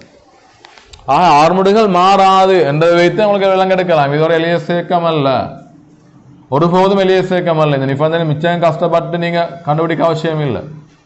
புவியீர்ப்பெங்கில் இயக்கம் ஆர்முடுகள் மாறாது. எலியஸ் இயக்கமாய்ந்து ஆர்முடுகள் மாற்றம் அடையணும், தானத்துடன் மாற்றம் அடையணும். தானம் மாற மாற ஆர்முடுகள் மாறணும். இங்க மாற்றம் ஏற்படுதல்ல. சரியா? ஆகவே முதலாவது எலியஸ் இயக்கம் என்ற பகுதி பில. இரண்டாவது எலியஸ் இயக்கம் அன்று அவ 4 மைந்து விடலாமே. எலியஸ் இயக்கமாகும் எலியஸ் இயக்கமாகும் 4 மைந்தும் அதையும் விடலாம். இது எலியஸ் இயக்கம் அல்ல.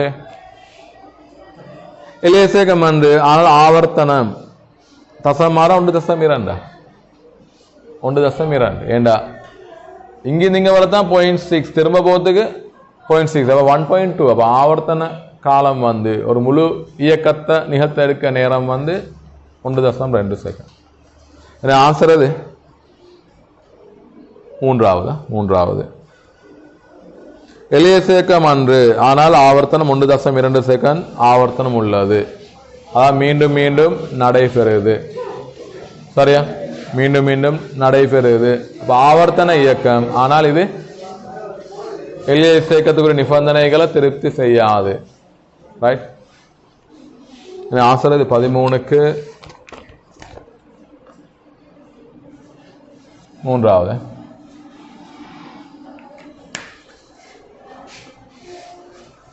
நான் நிறைய எலியஸ் இயக்கத்தை பத்தி படிக்கிறதால சும்மா ஒரு அலைவு இயக்கம் மீண்டும் மீண்டும் நடைபெறுமாயிருந்தா போய் வாரதாயிருந்தா உங்களை நினைக்கும் கண்டோன்னா அது எலியஸ் இயக்கம் இல்லை. போய் வார இயக்கம் எல்லாம் எலியஸ் இயக்கம் அல்ல. நான் இங்கே நடக்கிற இந்த இந்த இடத்துக்கு போகிறேன், திரும்ப இந்த இடத்துக்கு போகிறேன், ரைட்? வேண்டிய இயக்கம் ஒரு எளிய இயக்கம் அல்ல, ரைட்? இந்த எளிய இயக்கம்னா ஒரு ஸ்பெஷலான நிபந்தனைகள், விசேஷமான நிபந்தனை ரெண்டையும் திருப்தி செய்யணும். கிளியரா? கேள்விகள் வரலாமா? கேள்விகள் போடப்படையில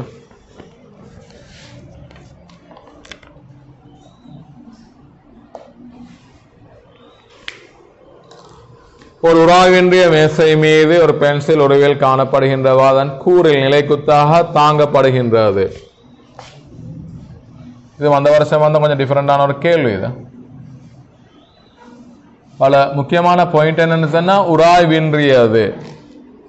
ஒரு உராய்வின்றிய மேசை மீது ஒரு பென்சில் உருவில் காணப்படுகின்ற அதன் கூறில் நிலைக்குத்தாக தாங்கப்படுகின்றது. அது பிளஸ் எக்ஸ் திசை நோக்கி சுயாதீனமாக விளைவிடப்படும் போது பென்சிலின் புவியீர்ப்பு மையத்தின் பாதை மிகச்சிறந்த விதத்தில் வகை குறிப்பது. இப்படி ஒரு பென்சிலை வைத்தா கட்டாயம் என்ன செய்யும்? விழுந்துடுமே. வச்சு பாருங்களேன், சும்மா பென்சிலை சரி பேனே சார் வச்சு பாருங்க, பாதை பாருங்களேன், புவியீர்ப்பு மையத்தில் பாதை எப்படி வருதுன்னு. எப்படி வருது? விளைவிட்டா எப்படி வருது போல? இதுதான் புவியீர்ப்பு மையம். விளைவிட்டா எப்படி போகுது? முன்னுக்குள்ள விளைவிட்டு தான் விலங்கு எப்படி வருது? சரிங்க பார்ப்போம். ஆடாய் அதில் எப்படி போகுதுண்ணா புவியீர்ப்பு மையம்? ஒரு செஞ்சு பார்த்து விடைய போடல. எக்ஸாமில் செஞ்சு பார்த்து போடல. இது உராய்வுள்ள தலை, நீங்கள் செய்த மேசை உராய்வு உள்ளது, உராய்வின்றியதல்ல. சரியா? இது உராய்வின்றிய தளம். ஏன்னா உராய்வின்றிய தளம் உங்களுக்கு கிடைக்காது. எனவே எக்ஸாமில் அதை செஞ்சு போட்டு பார்த்துட்டு தான் விட வரமாட்டு போடுகல. ரைட்? இது என்ன விடயம்னு சொன்னா போல நல்லா கவனிக்கணும். கீழே தொழிற்படு விசைகளை பார்த்தீங்கன்னு சொன்னா, தொழிற்படு விசைகள் எம்ஜியும் இங்கால 6.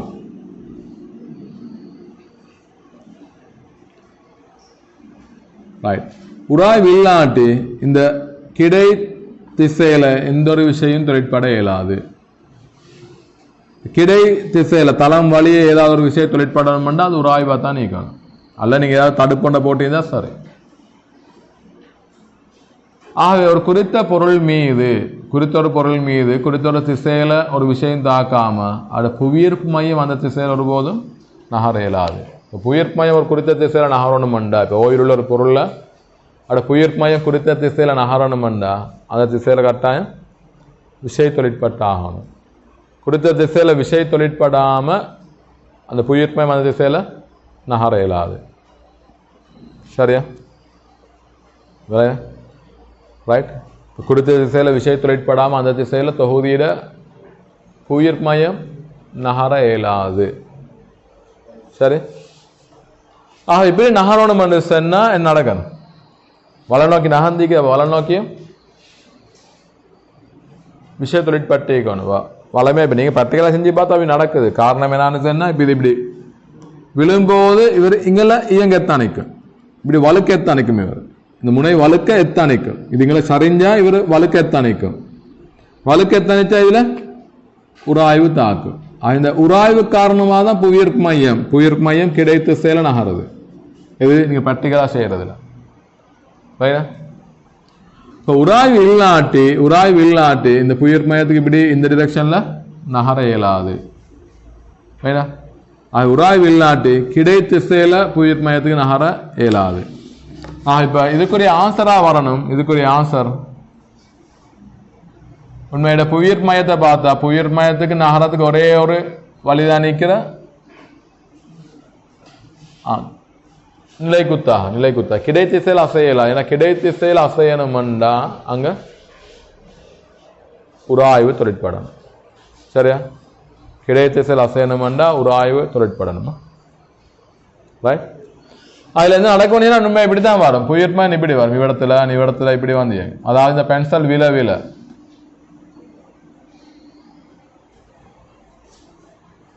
பென்சில்ல விலகி இப்படிதான் நடைபெறும். உங்களுக்கு அழகா வரையலாம். நான் வரையும் போது சரியா வரும் மாதிரியா.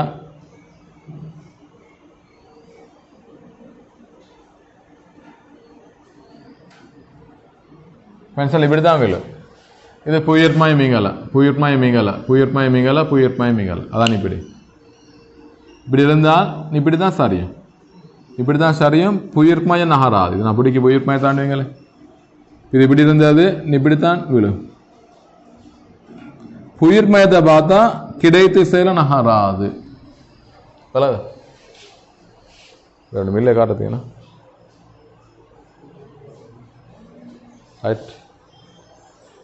ஒரு இது இது இது ஒரு கோல் எடுத்தா இந்த கோல்ட புயிர்மயம் இதை நான் ஜாயின் பண்ணி எடுக்கேன். நான் பிடிச்சிக்க புயிர்மயத்தாலே இருந்தா இது விழப்போறேன் இப்படி தானே, இது இப்படித்தான் விழும். இது இந்த புயிர்மயம் இந்த கோடு வழியே வரணும். அதுக்கேற்ற மாதிரி இங்கே வலிக்கிட்டு போகும். ஆகவே புயிர்மய பாதை யாதுன்னு கேட்டான். இதுதான் புயிர்மய பாதை. இங்கே ஸ்டார்ட் பண்ணி இங்கே முடிவடையுது. அப்போ இதுதான் புயிர்மய பாதை. எனக்கு ஆன்சர் எது வரணும்? ஆன்சர் ஐந்தாவது. சரி, பாருங்க மேலாகவே இந்த படத்தை விலங்கு எடுத்துக்கோங்க. சில நேரம் இந்த கேள்வியை போடப்படாலும் இந்த படத்தை தரையில் இது எப்படி மாறுதுன்னு சொல்லி புயிர்மயத்தை கதைக்காம விழும்போது எப்படி விழுதுன்னு மாதிரி இந்த படத்தை கேட்க வாய்ப்பு இருக்கிற. சில இப்படி படங்கள் தருவாங்க, அல்லது இப்படி படம்.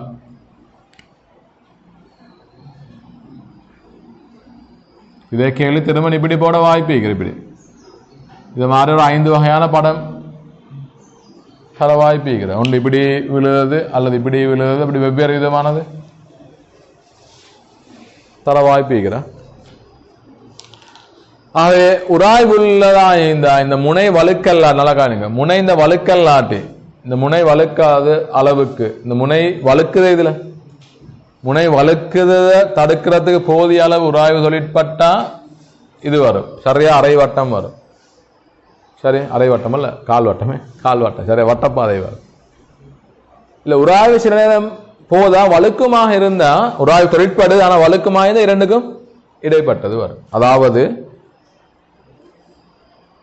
முதலாவது வர வாய்ப்புக்கு எப்பன்னு சொன்னா இந்த முனை வழுக்காத அளவுக்கு தடுக்க போகுதுதான் இந்த. சரியா, உராய்வு முனை வழுக்காத அளவுக்கு உராய்வு போதிய அளவு உராய்வு தொழிற்பட்டு தடுக்கக்கூடியதாக இருந்தா, வழுக்க தடுக்கக்கூடியதாக இருந்தா முதலாவது வரும் ஆன்சர். உராய்வு அறவே இல்லாட்டி ஐந்தாவது வரும். அப்படி இடைப்பட்டதா இருந்தா இரண்டாவது வர வாய்ப்பு இருக்கிறான். அதாவது வழுக்குது, உராய்வு தாக்குது, ஆனாலும் கொஞ்சம் வழுக்குது. அப்போ இரண்டாவது வர வாய்ப்பு இருக்கிறேன்.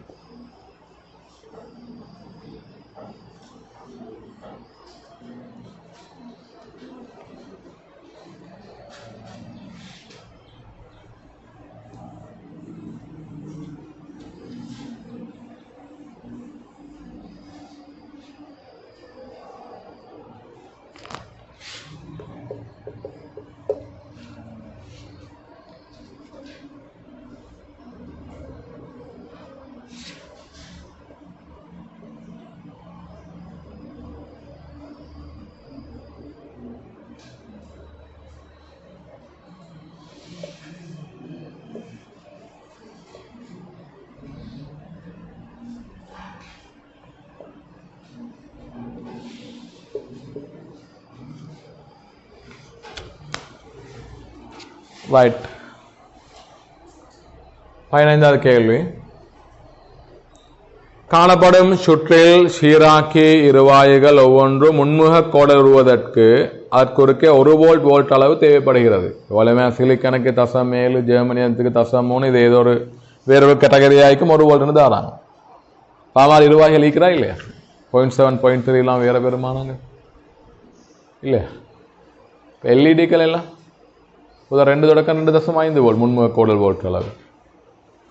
எல்இடிட 2 வோல்ட் அல்ல 2.5 வோல்ட்டுக்கு உட்பட்டதாயிருக்கு. எல்இடிகள் உங்களுக்கு 1.5 வோல்ட் ஒரு பேட்டரியை வைத்து ஒளிர்த்த இயலாது. வேற எல்இடி மிருவாய் தானே, லைட் எமிட்டிங் டயோடு உண்டு. சரி, ரைட். மறு வெவ்வேறு பெருமாள் ஈக்கலாமா? உங்களுக்கு கேள்வி ஈஸியாக 1 வோல்ட் சும்மா தந்ததெல்லாம் அது உண்மை அப்படி பெருமாள் இருக்கலாம். ரைட். 2 முன்முக கோல் அடையணுமா? அப்போ எக்ஸ்ட்ரா பெருமானம் யாதுன்னு கேட்குறாங்க. சும்மா இதெல்லாமே 0 வோல்ட்னு எடுப்போமே, எல்லாம் போய் தொடக்கப்பட்டிருக்கிறா 0 வோல்ட் 0 வோல்ட். களத்தின் நேர்முனை 5 வோல்ட், அகத்தடை 0 எடுப்போம். இங்கேயும் களத்தின் நேர்முனை 3 வோல்ட், அகத்தடை 0 எடுப்போம். இதுக்கு உள்ளதே 2 வோல்ட் தானே.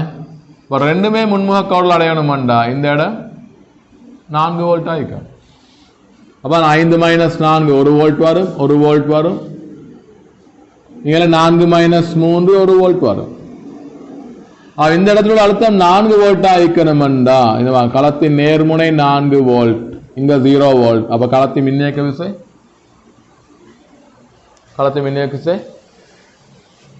4 வோல்ட்டா வரும். சரியா? ரெண்டுமே முன்முக கோள் அடைய களத்தின் மின்னியக்க விசை 4 வோல்ட்டா உள்ள போதா? சரி.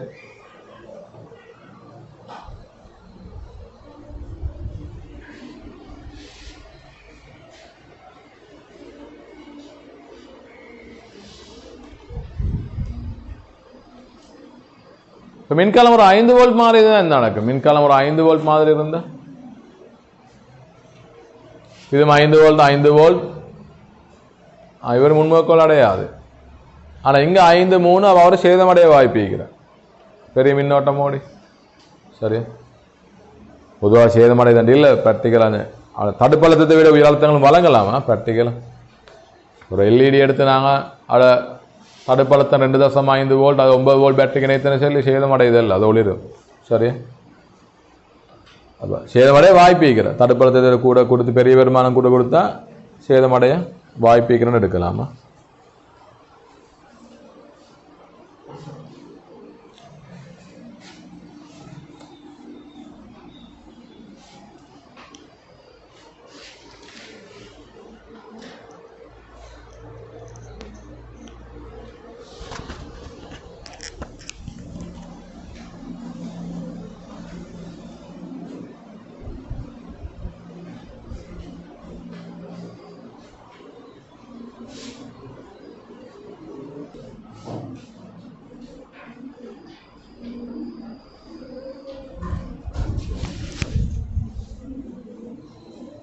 ரைட், 16வது கேள்வியை பாருங்க. 16 அந்த ஒளிமின் விளைவு இல்லையா? 16வது ஒளிமின் விளைவில் உள்ளது. ஒளிமின் காலிற்கு முறையே என்னும் நுழைவாய் அலைநீளங்கள் உள்ள 3 உலோகங்களாகும். லேம்டா ஏபிசி ஆகியன உலோகங்கள் ஒவ்வொன்றின் மீதும் 1.2 ஹெர்ட்ஸ் மீதனுடைய போட்டான்கள் படுகின்றன. ஒளி இலத்திரங்கள் காலப்படுவது. நுழைவாய் மீறின F0 எடுத்தா F0 விட F பெரிதாக இருந்தா தான் காலப்படுமே. மீடின நுழைவாய் மீடினை விட அதிகமாயிக்கணும். இப்ப நுழைவாய் அலைநீளத்தை விட பார்த்தா அலைநீளம் குறைவாய்க்கணும். ஆனா முதல்ல என்ன செய்வோம்? அலைநீளத்தை கண்டுக்கிறோம். எல்லாமே அலைநீளமே சந்திக்கிறாங்க. நுழைவாய் அலைநீளங்களை அவங்கள ஒவ்வொன்றா நாங்க மீடினை மாத்ததை விட தரப்பட்ட போட்டோன்கள் இருக்கிறேன் அது அலைநீளத்தை மாத்தினா சரிதானே? ரைட். இந்த உலோக பரப்புல வந்து படுத போட்டோன் அலைநீளம் லெம்டா காணும். இப்போ லெம்டா வந்து C/F அப்படித்தானே? C/F lambda C/F. C வந்து 3 × 10⁸, F வந்து 1.2 × 10⁻15 ஹெர்ட்ஸ். சுருக்கினா பாருங்க 18 10⁻15 மேலே வந்தா 17 7 வரும் 7 அப்படி வரும் 10 மாற்றிக்கொள்ளுவோம். 8 15 சுருக்கினா 7 மேலே வந்த 10 10 இவரு கொடுப்போமே. இப்போ தசம் 3 1.2 3 12 1 4.25 தர 10 மீட்டர் 0.25 மைக்ரோமீட்டர்.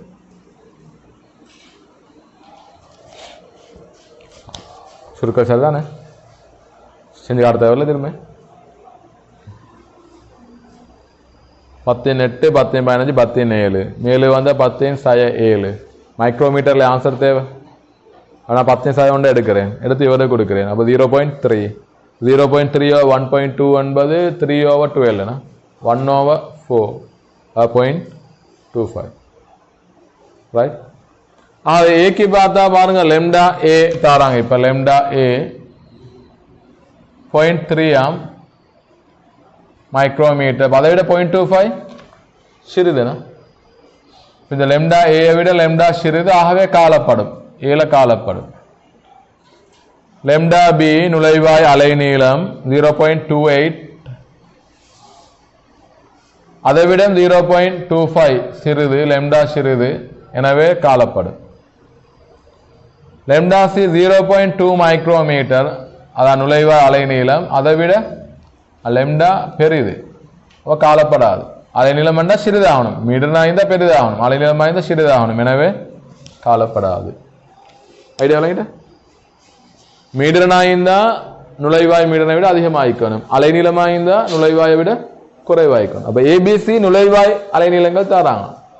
ஏபிசி ஒளிமின் காலலிற்கு உலோகங்களுக்கு, இந்த ஒளிமின் உணர்ச்சி உள்ள உலோகங்களுக்கு, ஒளிமின் விளைவு ஏற்படக்கூடிய 3 பதார்த்தங்கள் உலோகங்களுக்கு நுழைவாய் அலைநீளங்கள் தராங்க. அதைவிட படும் அலையின் அலைநீளம் குறைவாக இருந்தா காலப்படும், குறைவாக இருந்தா காலப்படும். இங்க உயர்வு 0.25 0.25 உயர்வு, எனவே காலப்படாது.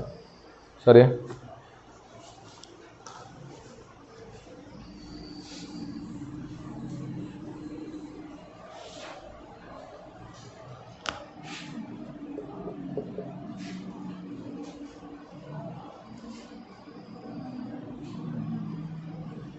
ஒரு வேக நேர வரைவு, வேக நேர வரைவு. அப்ப இதுக்குரிய இடப்பெயர்ச்சி நேர வரைவு கேள்வி என்ன? இடப்பெயர்ச்சி நேர வரைவு கேள்வி.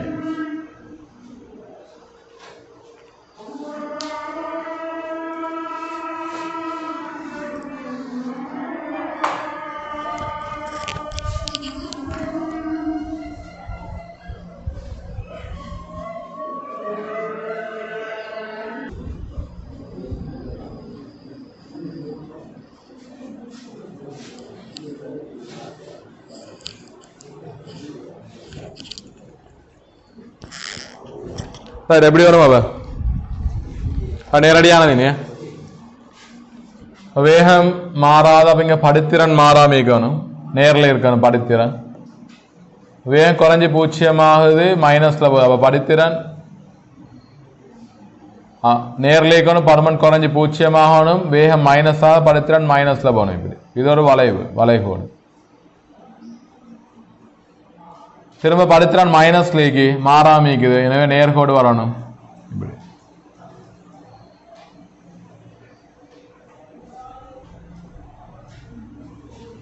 சரியா? ஆன்சர் முதலாவது. ரெண்டாவதுல முழுவதும் வளைவு கோடு. ஆன்சர் முதலாவது. நேர்கோடு வந்து இங்க நேர்கோடு, இங்க நேர்கோடு, இங்க வளைவு கோடு வரதா? ரைட். 18வது.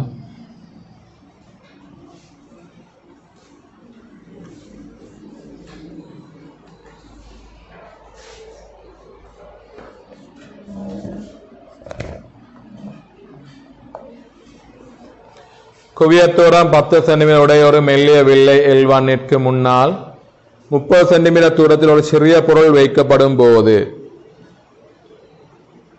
வில்லைக்கு பின்னால் ஒரு பிம்பம் உண்டாக்கப்படுகிறது. L1உடன் தொடர்புடன் வேறொரு மெல்லிய வில்லை L2 வைக்கப்படும் போது பிம்பம் முடிவிலில் உண்டாகின்றது. L2 ஆனது. குவியத்தூரம் 10 சென்டிமீட்டர் உடைய ஒரு மெல்லிய வில்லை L1ற்கு முன்னால் 30 சென்டிமீட்டர் தூரத்தில் ஒரு சிறிய பொருள் வைக்கப்படும் போது வில்லைக்கு பின்னால் ஒரு பிம்பம் உண்டாக்கப்படுகிறது. ரைட். இப்ப முன்னால் பொருள் வைத்து மெய்ப்பொருள், பின்னால் பிம்பம் உருவாகுன்னு சொன்னா இது ஒரு மெய்ப்பொருள் மெய்பிம்பம் உருவாக நிலையாய்க்கணும். எனவே இது ஒரு குவிவில்லையாய்க்கணும். என முதலாக குவிவில்லை தீர்மானிக்கணும். முன்னால் பொருள் வைத்து பின்னால் பிம்பம் உருவாகுண்டா மெய்பிம்பமே. அது பொருளீக்கும் பக்கம் இல்லாம மறுபக்கம் உருவானா மெய்பிம்பம். மெய்பிம்பம் உருவாக மெய்ப்பொருளுக்கு குவிவில்லையில மட்டும், குளியவில்லையில வராத. குளியவில்லையில எப்பவுமே ஒரு சிறுத்த நிமிர்ந்த மாயபிம்பம் எஃபிற்குள் தோன்றும். மாயபிம்பம் என்றால் பொருளீக்கும் பக்கத்துல தோன்றும். முன்னால் பின்னால் ரெண்டு பக்கத்துல வராது, ரெண்டும் ஒரே பக்கமா தான் நிற்கும். முன்னோ பின்னோ ஒரே பக்கத்துல நிற்கும். சரி, ரைட். ஒரு மெல்லிய முன்னால் 30 சென்டிமீட்டர் தூரத்தில் ஒரு சிறிய பொருள் வைக்கப்படும் போது வில்லைக்கு அப்ப இதிலிருந்து எடுக்கலாம் எஃப் வந்து 10 சென்டிமீட்டர், குறி வழக்கோட பார்த்தா -10 சென்டிமீட்டர். குறி வழக்கு தேவையில்லை, குறி வழக்கோட பார்த்தா 10. இது 30 சென்டிமீட்டர் இருக்கிறான். பிம்பம் அங்கு உருவாகும். சாதாரண எஃப்இட்கே அப்பால் பொருளுக்கு மெய்பிம்பம் உருவாகும். இப்போ L1 உடன் தொடுகையில் வேறொரு மெல்லிய வில்லை L2 வைக்கப்படும் போது பிம்பம் முடிவிலில் உண்டாகிறது. இப்போ பிம்பம் முடிவிலில் உண்டாகணும்டா ரைட், ஒரு குறித்த தூரத்துள்ள பொருளுக்கு பிம்பம் முடிவிலியில் உண்டாகணும்டா இந்த கதிர்கள் சமாந்தர கதிர்களா போகணும்டா, இந்த பொருளிலிருந்து வார கதிர்கள் முறிவுக்கு பின் சமாந்தரமா போகணும்டா ரைட். இந்த இந்த கதிர்கள் ஏற்கனவே ஒருங்க கதிர்கள் ஏற்கனவே இங்க பிம்பம் உருவாகுது. இப்படி ஒருங்குற கதிர்கள், இந்த ஒருங்குற கதிர்கள் இப்ப சமாந்தரமா போகுதுன்னா விரிக்க செய்யப்பட்டிருக்கும்.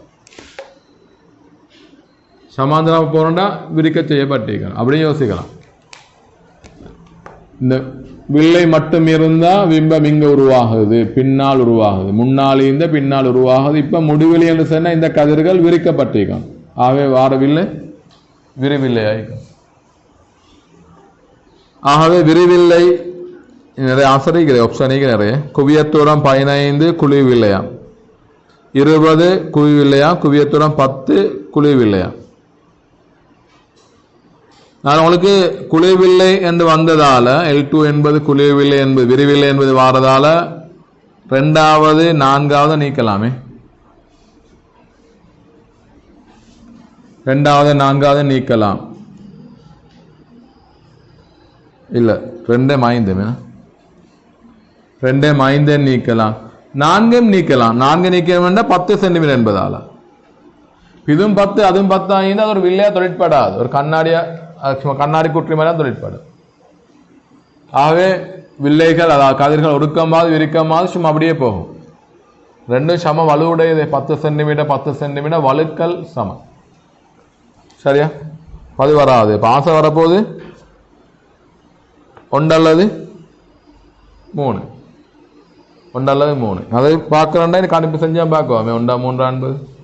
சரியா? இல்ல சேர்மானத்துல குவியத்தூரம் எவ்வளோ? சேர்மானத்துல குவியத்தூரம் 30 சென்டிமீட்டர். அடுத்தது குவி வில்லையாய்க்கணும், ஒருக்கு வில்லையாய்க்கணும். ஆகவே -30. சேர்மானத்துல குவியத்தூரம் -30. 30 வார கதிர்கள் சமாந்திரமா போகும். இந்த சேர்மானத்தை பார்த்தா ஒன்று பாருங்க, போக வேண்டிய கதிர்கள் ஒருங்குது, போக வேண்டிய கதிர்கள் ஒருங்குது. அப்போ ஒருக்கு விளையாக்கணும். அடுத்தது எஃப்லிருந்து வரும் கதிர்கள் தான் சமாந்திரமா போகும். அவரோட குவியத்தூரம் 30 ஆயிக்கணும். இனி சாம்பாடு வில்லை சேர்மானம் 1 கீழ் F1 அவரோட இப்போ -10, F2 காண வேண்டியது இது -30. 1 கீழ் F2 எடுத்தா 1 கீழ் F2 எடுத்தா இது அங்கால போகும். 1 கீழ் 10 -1 கீழ் 30. இப்போ 30 போமாச்சு. இங்கே 3 முறை 1 முறை கழிச்சா 2. அப்போ 1 கீழ் F2 30 கீழ் 2 F2 எவ்வளோ? 15 சென்டிமீட்டர். F2 15 centimetre. சரி,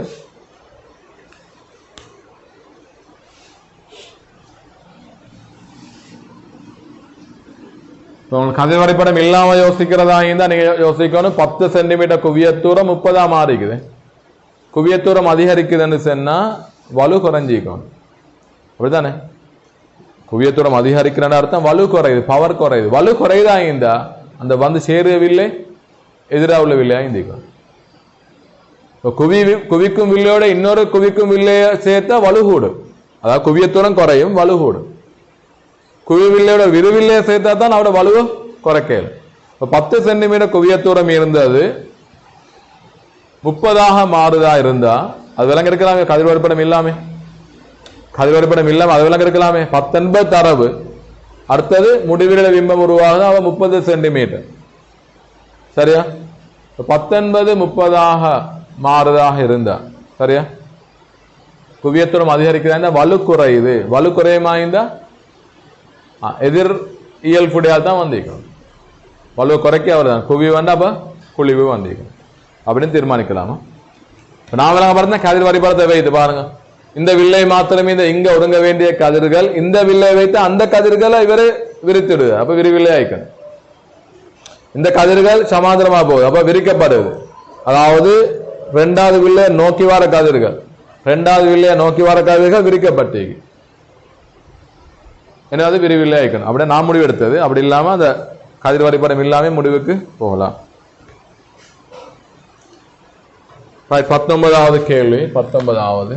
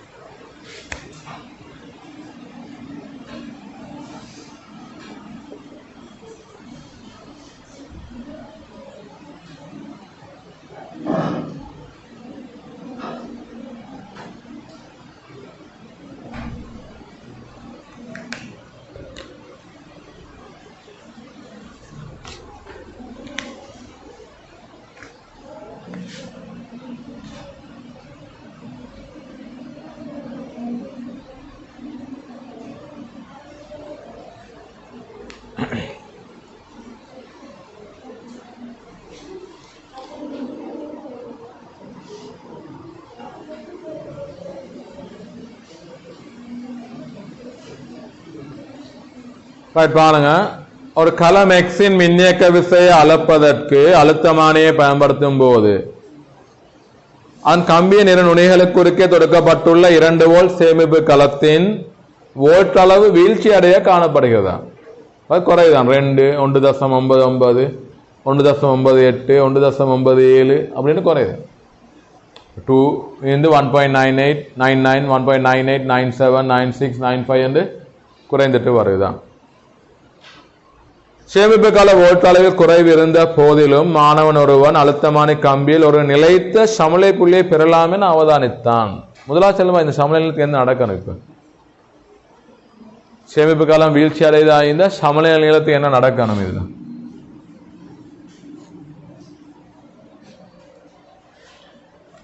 சமநிலை நீளத்துக்கு என்ன நடக்கணும்னு சொல்லும்பா.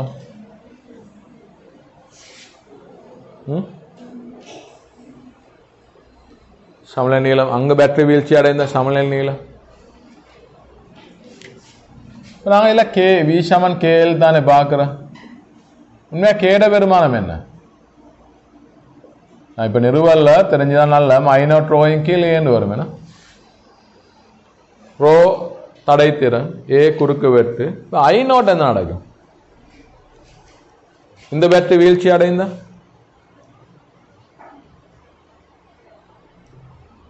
சேமிப்பு காலம் வீழ்ச்சி அடைந்தா சேமிப்பு கால சுற்றுலா மின்னோட்டம் மாறாமிக்குமா மாறுமா? சேமிப்பு காலம் வீழ்ச்சி அடைந்தா சேமிப்பு காலத்தில் உள்ள சேமிப்பு கால சுற்றில் உள்ள மின்னோட்டம் என்ன நடக்கும்? அதுவும் குறையுமே. இங்க பாருங்க, இ நாட் குறைந்தா என்ன பாருங்க, இ நாட் குறைந்தா ஐ நாட் குறையும், ஐ நாட் குறைந்தா கே என்பது குறையும். எங்களுக்கு சொல்லாமே இஎக்ஸ் சமன் கேஎல் தானே சமநிலை நீளத்துக்கு. கே குறைந்தா இஎக்ஸ் மாறாம இருந்த வளமையானதா, கே குறைந்தா இதில் என்ன நடக்கணும்? இல் அதிகரிக்கணும். அது இங்க வீழ்ச்சி அடைய சமநிலை நீளம் அதிகரிக்கணும். அதை விளங்குங்களே. ஒரு கலம் எக்ஸின் மின்னியக்க விசை அளப்பதற்கு அழுத்தமானியை பயன்படுத்தும் போது அதன் கம்பியின் இரு நுனிகளுக்கு குறுக்கே தொடுக்கப்பட்டுள்ள 2 வோல்ட் சேமிப்பு கலத்தின் வோல்ட் அளவு வீழ்ச்சி அடைய காணப்படுகின்றது. இப்போ இ நாட் வீழ்ச்சி அடைந்தா சேமிப்பு கல சுற்றில் உள்ள மின்னோட்டம் குறையும். அப்ப கே குறையும். கே குறைந்த இந்த சாம்பாடை பாருங்க, கே குறைந்தா இஎக்ஸ் மாறல்லாட்டி எல் அதிகரிக்கும். ஆனாலும் என்ன அவரு இதான் நடக்கணும். ஆனாலும் மாணவன் ஒருவன் அழுத்தமானி கம்பியில் ஒரு நிலைத்த சமநிலை புள்ளியை பெறலாம் என அவதானித்தான். ஆனா அவருக்கு கிடைக்க எல்லும் மாறாமிக்குதான். இப்ப கேள்வி, மாணவனால் இவ்வவதானிப்புக்கு தரப்பட்ட பின்வரும் விளக்கம் எது ஏற்றுக்கொள்ளப்படலாம் என்று நடந்திக்கலாம். இப்ப என்ன நடந்திக்கணும் விளங்குறேங்க. என்ன நடந்திக்கணும்? எல் கூடிக்கணும்.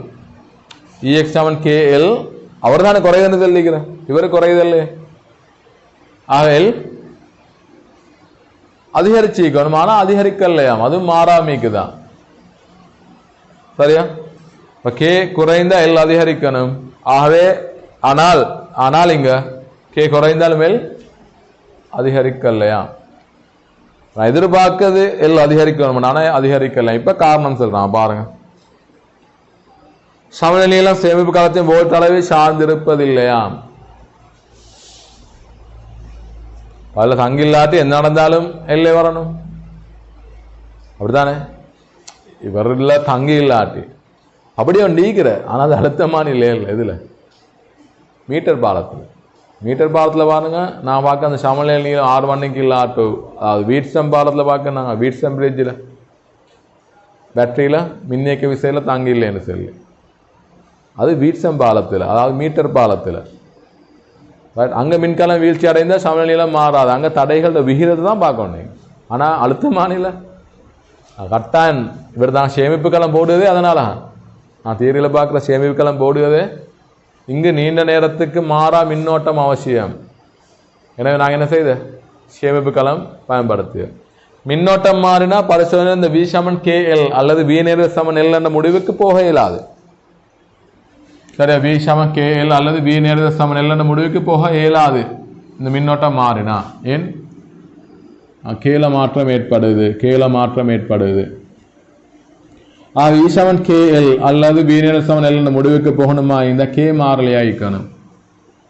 கட்டாயம் சமநிலை நீளம் ஈ நோட்டில் தாங்கிக்கேன்.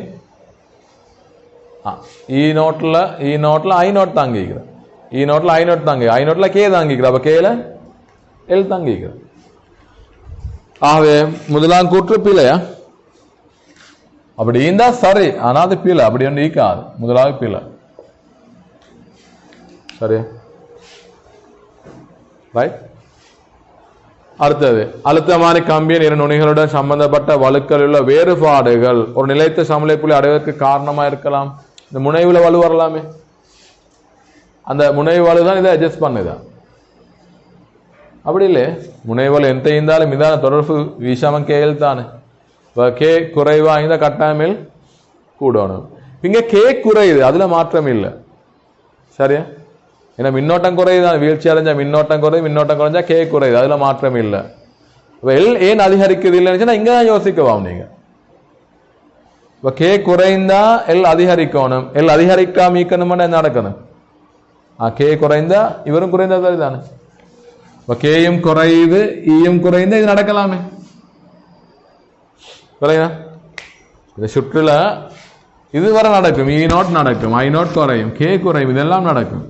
ஆனா எல் மாறாமிக்குதான். எல் மாறாம பேனொன்னு வந்தா அவங்களுக்கு என்ன செய்யலாம்? கே குறையும் போது இஎக்ஸ் அதே மாதிரி குறைத்தா அதே விகிதத்தில் பாருங்க. கே குறைய இ குறையுது, கே குறைய இ குறையுது. அப்ப என்ன செய்யலாம்? எல்லாம் மாறாம பேணலாம்.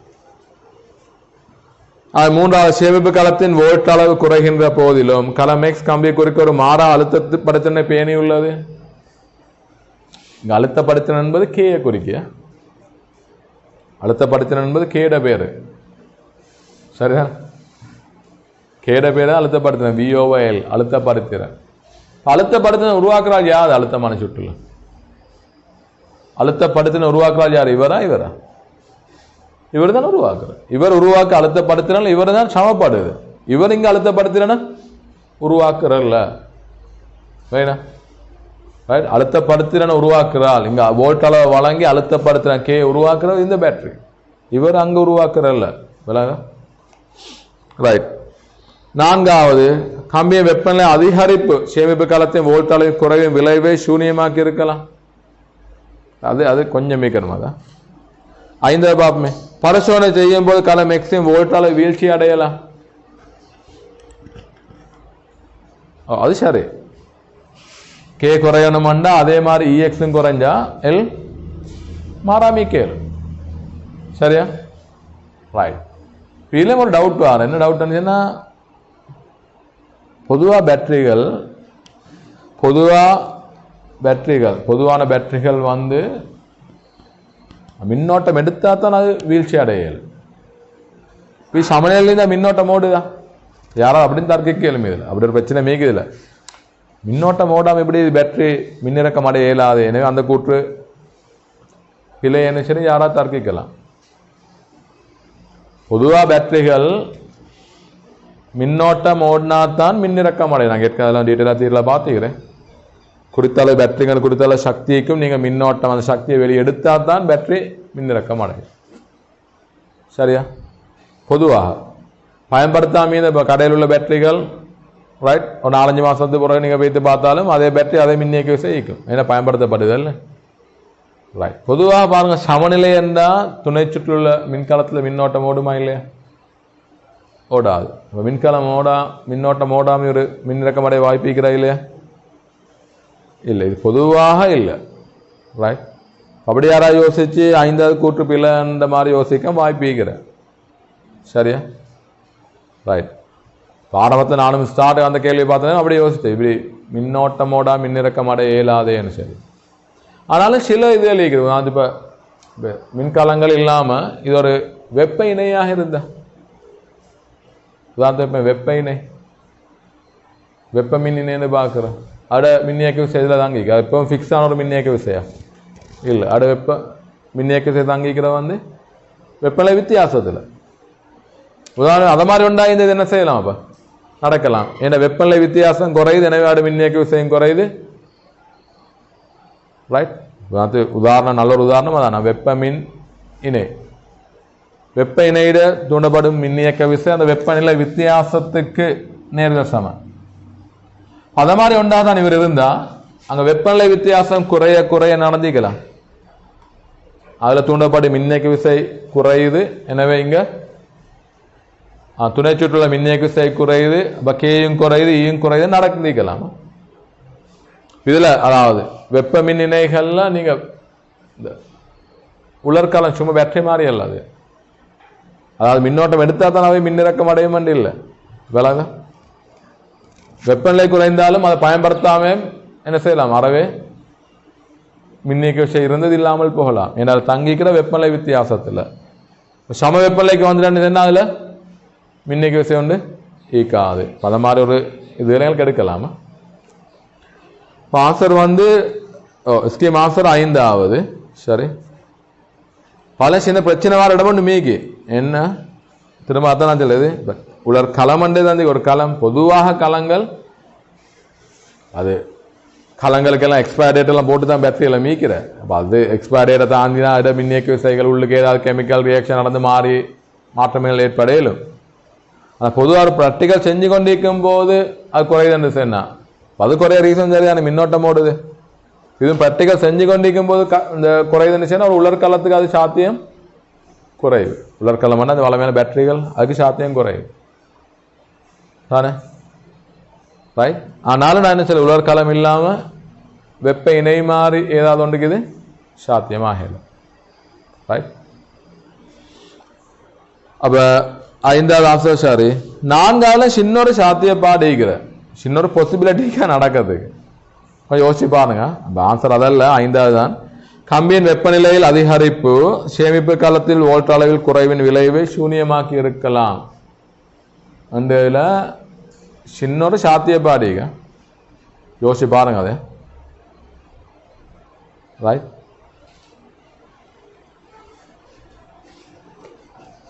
யோசிக்கிறது ஒரு ஐடியா மட்டும் தரேன், எலுமடா யோசிச்சு பாருங்க. அது என்ன இப்போ அதுக்கு நீங்கள் இவர்கிட்ட அகத்தடையம் எடுக்கணும், இவரையும் எடுக்கணும், இவர்கிட்ட தடையம் எடுக்கணுமா?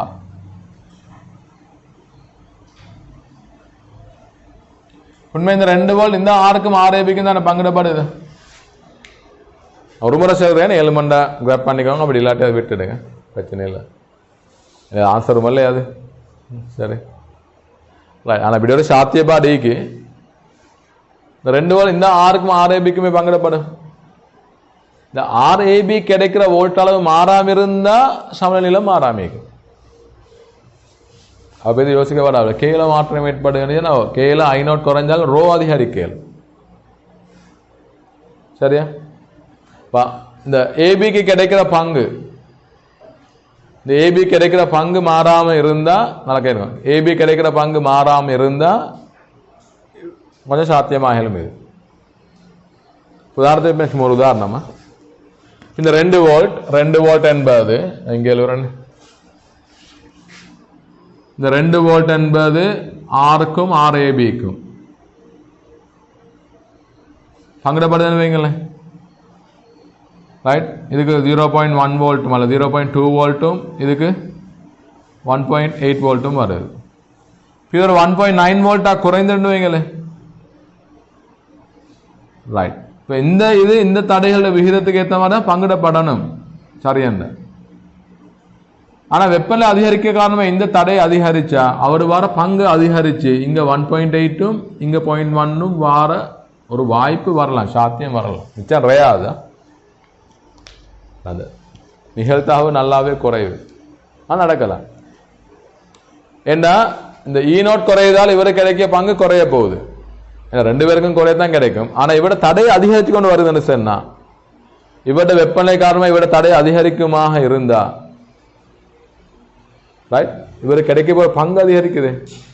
எனவே மொத்தமா குறைஞ்சாலும் இவருக்கு கிடைக்க பங்கு அதிகரிக்கிறதால அது மாறாம இருக்குது.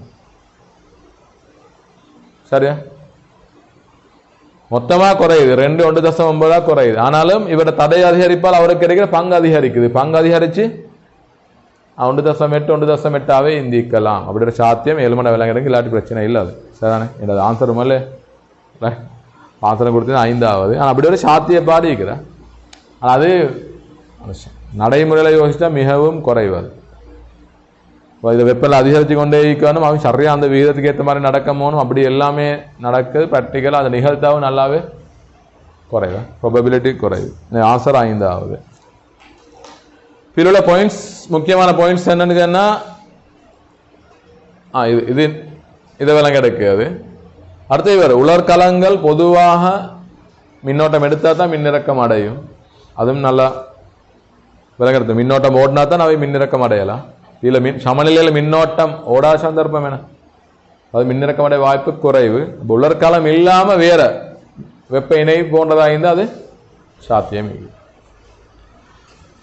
அவ 20வது கேள்வியை பாருங்க. 20வது கேள்வி,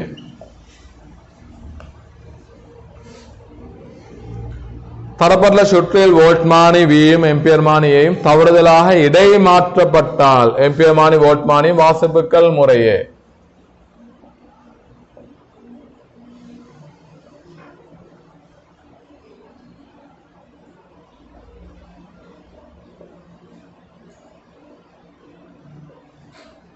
இவரத்துல வோல்ட்மானி வந்துட்டான். கவனிங்க, இவரத்துல வோல்ட்மானி இங்க எம்பியர்மானி.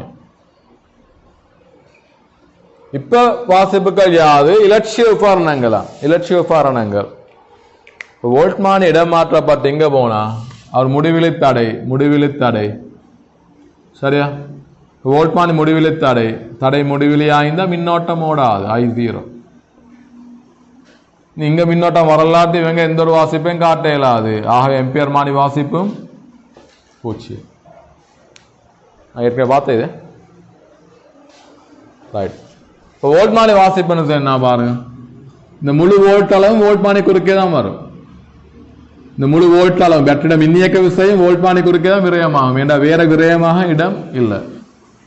சரியா? அது முழுவதும் இங்கதான் விரயமாக போகுது. அது உங்களுக்கு இது 0 எடுத்தா, இது 0 வோல்ட் எடுத்தா இதுவும் 0. ஏன்? எங்க சுற்றுல மின்னோட்டம் இல்லை. தடை குறுக்கே அழுத்த வித்தியாசம் வரையலாது.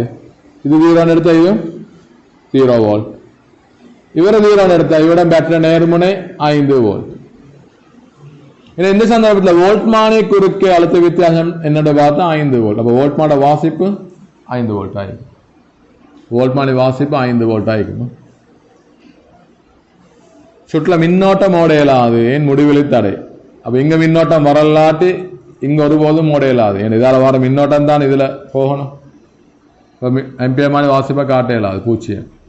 இந்த வோல்ட்களை பார்த்தா ரெண்டு விதமா யோசிக்கலாம். ஒன்று இங்க தீரம் மின்னோட்டம் இல்லை என்பதால் இங்கே சம அழுத்தம், இங்க மின்னோட்டம் இல்லை என்பதால் இது அதே அழுத்தம், அழுத்த வேறுபாடு வரையலாது. இது தீரம் வாய்ந்த பேட்டரி நேர்முனை உயர் அழுத்தம் 5 வோல்ட், 5 வோல்ட் என்று வரும். வோல்ட்மானி தனது முனைகளுக்கு குறுக்கே உள்ள அழுத்த வேறுபாட்டை தான் வாசிப்பாங்க. அல்லது இந்த மின்னோட்டத்தை தடுக்கிறாள் யாரோ, இதே கான்செப்ட் நான் பொதுவாக நீங்கள் இதில் பார்க்குறாங்க. அதாவது டயோடு பின்முக கோடுள்ள போது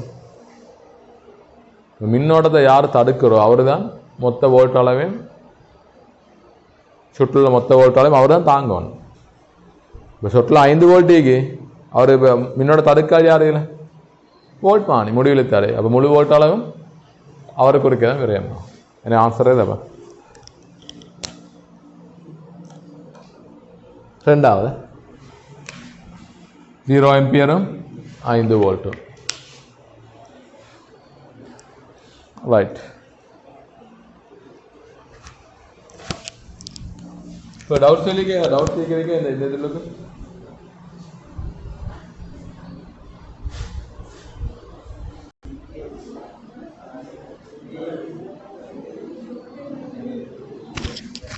இடையில இப்போ இப்படி ஒரு சாத்தியப்பாடு நடக்கலாமான்னு கேட்க சின்ன ஒரு சாத்தியமே அதுக்குமா இப்படி. அதாவது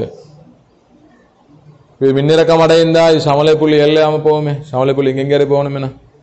அவர் திரும்ப என்ன செய்ய இவர்களோட மின்னோட்டம் ஓட தொடங்கும். அந்த மின்னோட்டத்தால் இவர் திரும்ப மின்னிறக்கம் அடைந்து திரும்ப சமலை புள்ளி வரையும். ஆனால் அது வந்து அந்த தொடர்ச்சியாக வைத்து கொண்டே தான் இனி பணிகள் இருந்தால் நீங்கள் தொடர்ச்சியாக இதை தொட்டுக்கொண்டே இருக்கணும். தொடர்ச்சியாகவே பார்த்தா அந்த சமநிலை நிலைமைக்கு வராது. அது சாத்தியம் கொண்டு இருக்கிறேன், ஆனாலும் இப்போ இதுவும் குறைஞ்சி கொண்டே இருக்கிறேன். அவரும் எப்பவும் குறைஞ்சி சமநிலை வாங்க பேத்து வைக்கும். இவர் சரியாக வச்சு செட் ஆகணும், அவர் இன்னும் குறைஞ்சி வைப்பார். அவர் என்ன கொஞ்சம் சின்ன டிலே ஒன்றோட ஈக்கும் சாத்தியம் கொண்டு, ஆனால் வாய்ப்பும் குறைவு மாதிரி மீக்கிறது பார்த்து. தொடர்ச்சியாக நடந்தா இவர் குறைஞ்சி மாறாமீந்து அவர் வந்து செட்டில் ஆகும். இவர் குறைந்து மின்னகிச்ச குறைந்து 2 வோல்ட்லேருந்து 1.9 வந்து 1.9 மாறாமீந்தா இவர் மின்னோட்டம் ஓடி மின்னிறக்கம் அடைஞ்சு வெறும் அந்த அதுக்கேற்ற மாதிரி விகிதத்துக்கு ஏற்ற மாதிரி குறைஞ்சி அதே பெருமானத்துக்கு வரையலாம். தொடர்ச்சியாக குறையுமாயிருந்தா இவர் எப்பவுமே சின்ன ஒரு மின்னோட்டம் ஓடிக்கொண்டா நிற்க